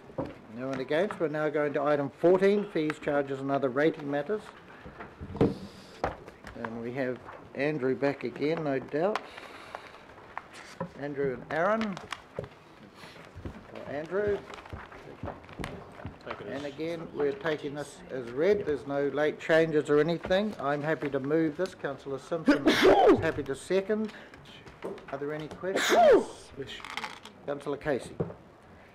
Mr. Chairman, the Pookie Tāpapa Local Board presented to the Finance Committee seeking a full review of the benefits to businesses from council spending before any reductions to the business differential, before 3 years and then wait. I just wondered how you viewed that and how that fits today. Because we're setting in place something for the next 10 years, and I think there was, well, I feel quite comfortable about the review. Can it be written into this at all? No, the advice was for that to be brought up next year because, needless to say, we don't need to do it this year. If you remember last year, we actually suspended the tracking down to 25.8, so I mean it is something that can change year to year, depend on it, but the Mayor has had representations and heard from one board in particular, but has also heard the mood from a couple of other boards, so he will reflect on that in next year's mayoral proposal. All right, so we're going to put that. Okay, all those in favour say aye. Aye. Against? Right, I'm going to change the agenda, so we're going to make number 15 is going to become 18, simply because that has the potential to go into confidential at the end of it, so we're now going to deal with the contributions policy, which is, again... This is financial contributions. Yep, we're going to... Sorry, I need to flip over my pages. And then we just need Andrew and Ross. Ross to maybe pop up with whatever, if there's any question there. And it's page 163.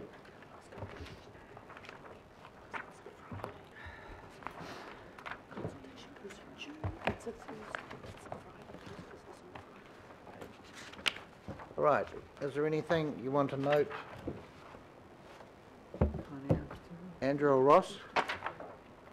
We're just having a little debate here. We may change the 31st of January to the 1st of February. Councillor Simpson is pointing out 1st of February is a Friday, Thursday, 31st, so we're going to change that to the 1st of February, which is sensible. So that's the close of business on the Friday. So I will move that and Councillor Simpson will second that. So Any questions from anyone? No?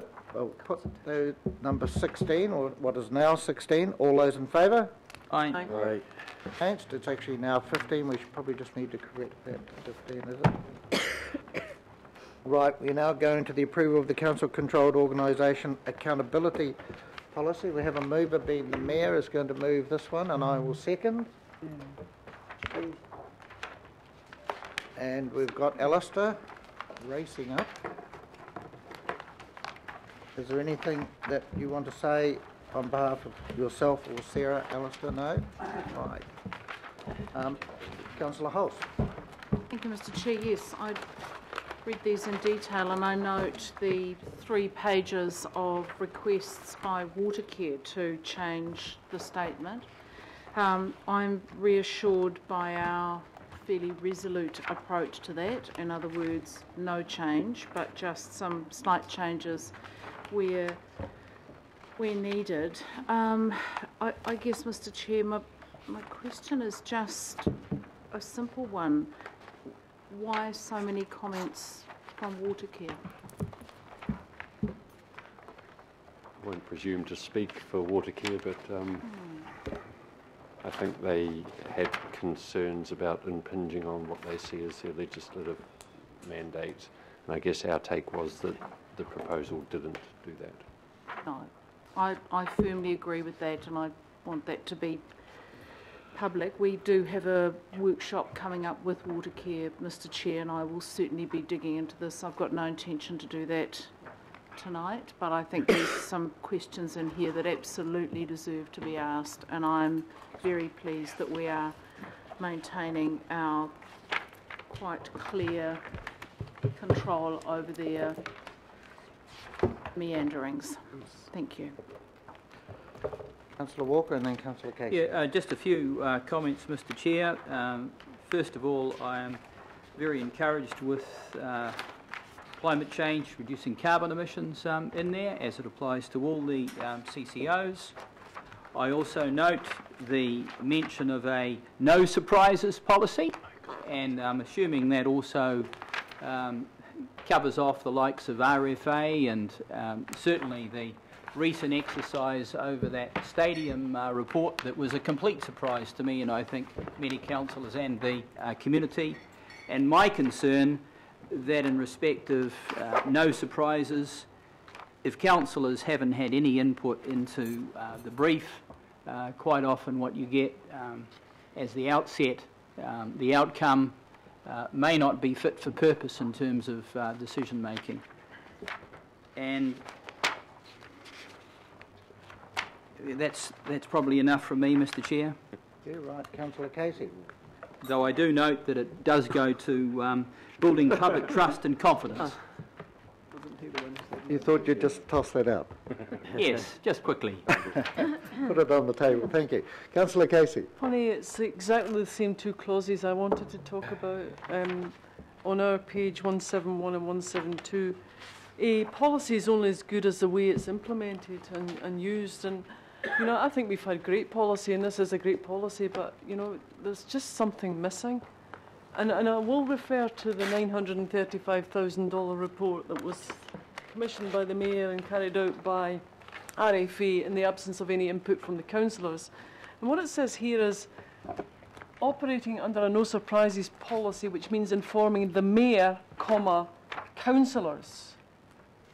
So it doesn't mean just doing something for the Mayor and keeping it to yourself and not telling everybody else. So also, if we turn back the page to the bottom bullet point, improving the public's perception of transparency and accountability, you know how long it took me to get the answer to my question, which was, where did the $935,000 come from? I asked it at the meeting, remember? I got a waffly answer. I followed up with 2 written questions, and it took me till last night to get it. And that's just not good. It really isn't good enough. It's an easy answer. The answer is it came from other budgets, because the ceiling for that amount of the year was 700. So it was over budget, so they fiddled about with budgets. I mean, that's easy. It wasn't a difficult question. But it just, you know, when a wall goes up and you have to keep on asking and keep on badgering, it means that something's not working properly. That's all. It's just like, these are great words and it's a great policy, but it doesn't actually work in practice. Councillor Darby. Oh, thank you. I just want to also dwell on 1.1.8. This is another big move by the council. And those words, deliver an integrated approach to climate change, and then next bullet point, or last bullet point particularly, embedding climate change considerations into decision-making, planning and policies. That's enormous, and that's a big step that we're making there. That's not just the core organisation, we're telling the whole organisation it needs to think about the future through the climate change lens. Over the page, I just have a wee question. I'm wondering if at table 1 on page 182, we list the 100% shareholding of the Ports of Auckland. I understand we think we've got a 22.4% shareholding in the airport. It's not just shares, it's actually a cornerstone and very significant shareholding. I'm wondering if there's scope to be able to just, in the editing of this with your oversight, Chair, to identify the exact percentage. I think it might be 22.4. And is it necessary, because I hear this come up, RFA has jurisdiction over management of Mount Smart Stadium, but definitely not the land. A lot of people think that we own the land there, and that is with the Tāmaki Collective. They are the owners of the land, and it would help if we just explained that as briefly as we can, because I think that is important to acknowledge at least we don't own the land, and possibly we do identify who the land does belong to. Thanks, Chair. The issue of putting an exact percentage of what we own is actually a moving feast, because every time they do provide a dividend, in recent times they've also given a reinvestment option of shares, and some people take it. We don't take it, but people do, so therefore that moves the percentage around depending on the amount of take up of the reinvestment option. So I don't know, Alistair, sorry, I haven't got the page. Does it say substantial shareholding? Or I think it just says securities held by the local authority in Auckland International Airport. So, well, I think it could. I mean, I'll leave it in your hands. Reflecting on that, we could talk about that, but the percentage is a difficult one because it does fluctuate up and down. We have Councillor Fletcher. Thank you.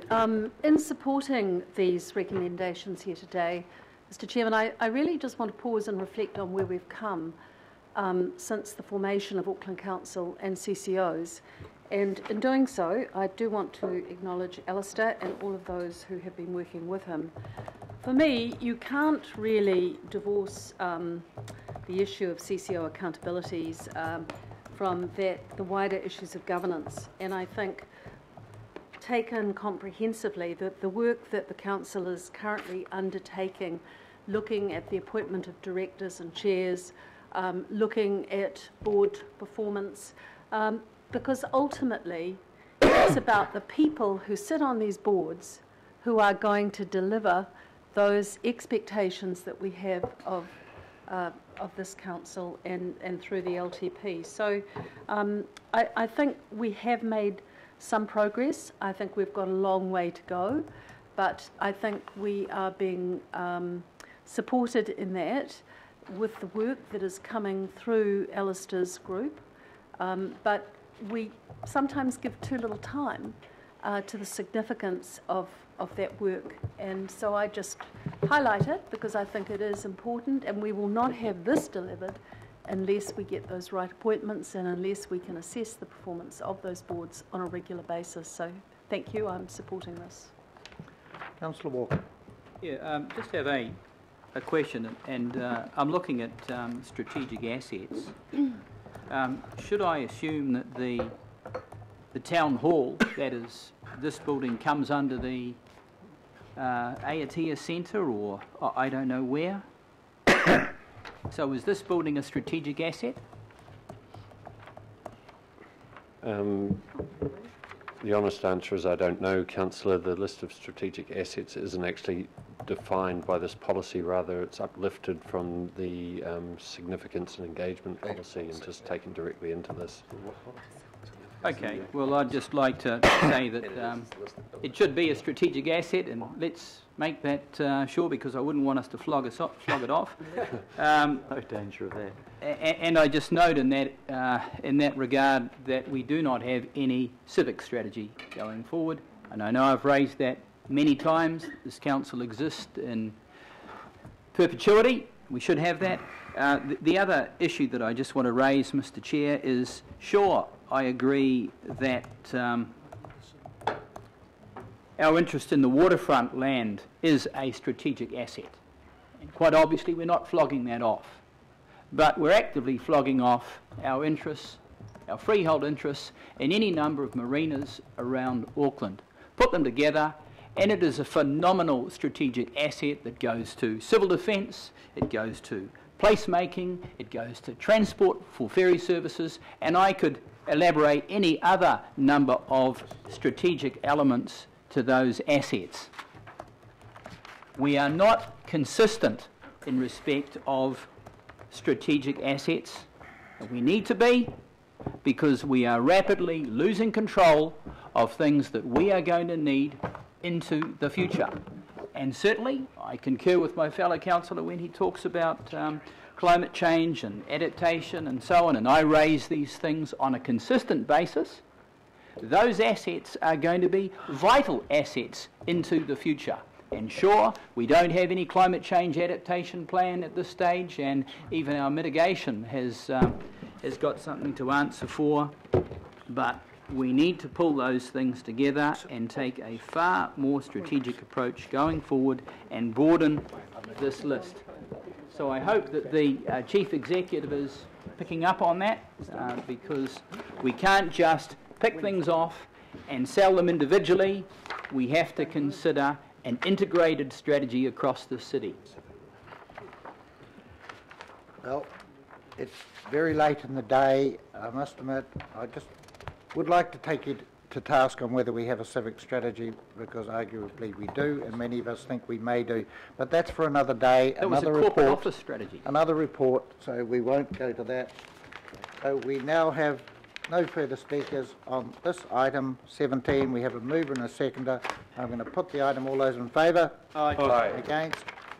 None against. Thank you. Right, we are now moving to item, what will be called item 7. Well, we've got consideration of extraordinary items. We'll just do that. Why don't we do that last? So there's none, so we don't need to worry about that. Right, we're moving to the adoption of the rates remission and postponement policy. And councillors, if you want to get into any aspect of the pink paper, we have to go into confidential.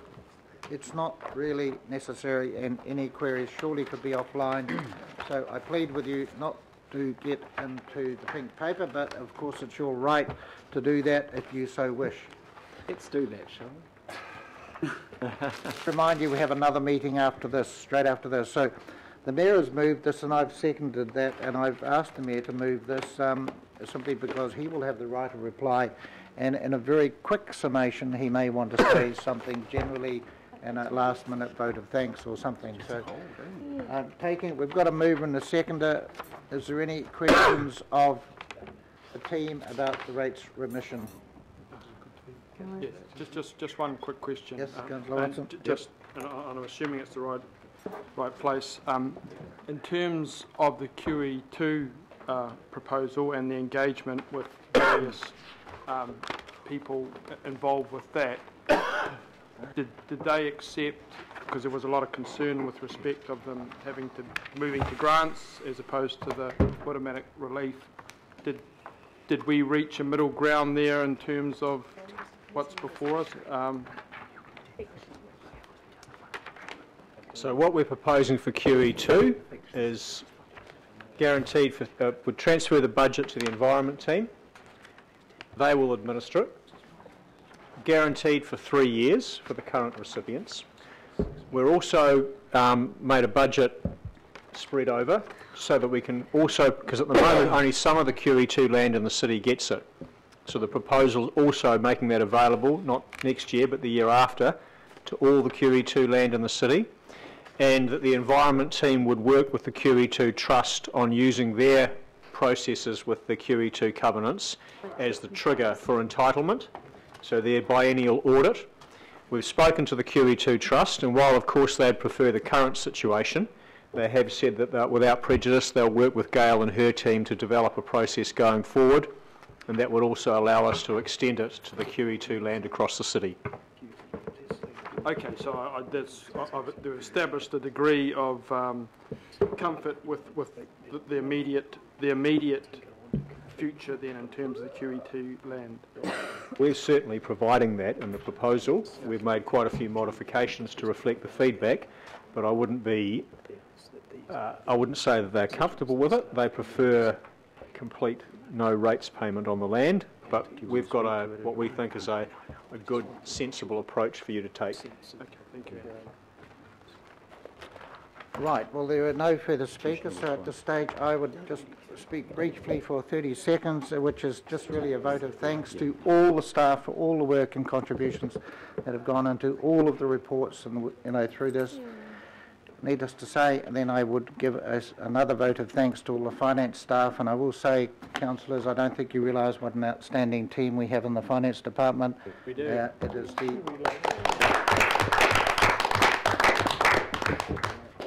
and I also thank my deputy, Councillor Simpson. She has contributed, even though it's been by nodding. So therefore, the challenges to the Mayor, because we're sitting at 5 to 50, and we've got 8 minutes before we need to move an extension of time. Okay, so we could get through this in 8 minutes. To conclude the debate, so this is, no one else wants to speak, so we're about to, you have the right to reply, and I'm allowing you to be general. I'm going to be very, very brief, because I think our real task now is to move to governing body and to formally approve the recommendations that this group has made to the governing body. But I'd just like to reiterate your points, Mr. Chairman. To get to this point has taken an immense amount of work. We think we've been busy with the workshops and the committee meetings. Our officials have been doing the hard slog behind the scenes, and I want to acknowledge all of them, and I want to again acknowledge the Chair and the Deputy Chair of the Finance and Performance Committee, because the Chair and the Deputy Chair obviously have got to go through and make sure things are ready for us to consider. So we've already acknowledged, I think, our staff. Acknowledge again our Chair and our Deputy Chair, and if I can acknowledge everybody around here for getting through this business in a pretty effective and efficient and a constructive way. And I think we can now move, Mr. Chairman, through you to the governing body and tidy this up so everybody can go to their homes. Yep. But before we do that, we just have to pass this, so I'm going to put this, we have the move and the second. All those in favour? Aye. Against? Just no. Record my vote against D, please. Against D, righto, that's fine. And I. And yes, always got to have the last say, Wayne, I notice. I don't. Right, we'll now close that meeting. I'm sure probably there's still a desire for a 5-minute break anyway, and then we resume at... Well, we could run... Let's get straight into it, Mr. Chairman. Yeah, it's fine. Use the word refreshment. It's a governing body meeting now.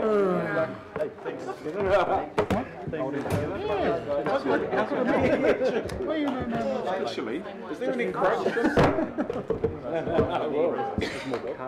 Simpson, you carrying any crap in your bag? Same thing. Krug. Well, see, that's what he's going to introduce us to. Calling it Krug. Yeah. We're having a drink after this, maybe. Right. But you could. Okay, ladies and gentlemen, the meeting of the governing body is resumed, and we have reached item number 11 on our agenda, and that is the adoption of today's Finance and Performance Committee 10-year budget 2018 to 28 recommendations. We have had extensive debate on this through Finance and Performance. This, however, is an important and constitutional formality that we accept the recommendations. They're on the screen in front of you. I do need to follow proper procedure to ask if there are any questions. I'm going to move it. First I'm going to move it, and I'll ask for a seconder, which is Councillor Ross Clow. Are there any questions? If there are no questions, are there any comments? No. So, Wayne? if looks could kill Councillor Walker, you'd be dead 16 times. I just want Councillor Walker. No, stop. I just want a one item recorded for consistency, which is around the accommodation targeted rate. Yeah. Sweet. I'm sure you'll be able to capture. Sort it. Yep, that's acknowledged, Councillor. Okay, if there are no comments, I'm going to formally put the motion. All those in favour, please say aye. Aye. To the contrary, no. Carried, and carried unanimously. Thank you very much. Item number 19 is extraordinary items. There are none. Can I finish very quickly with two important notices? One, once again, Ross, Councillor Clow, thank you for the hard work that you've put into this. Nobody has worked harder than Councillor Clow. And secondly, due to the generosity and immense wealth of the Deputy Mayor, he is inviting staff and councillors to his room for refreshments and nibbles. I think that's tea, but I might be wrong. So I know the finance team is going to get together, and they are most welcome. I think they might come via one of the local establishments around town, but everybody's very welcome if they would like to convene in the Deputy Mayor's office. And thank you for your generosity in organising that, Bill Cashmore. I think that concludes business today. Thank you very much, ladies and gentlemen. I think you've worked really hard, and congratulations on what you've achieved. Well done. I declare the meeting closed. Hooray!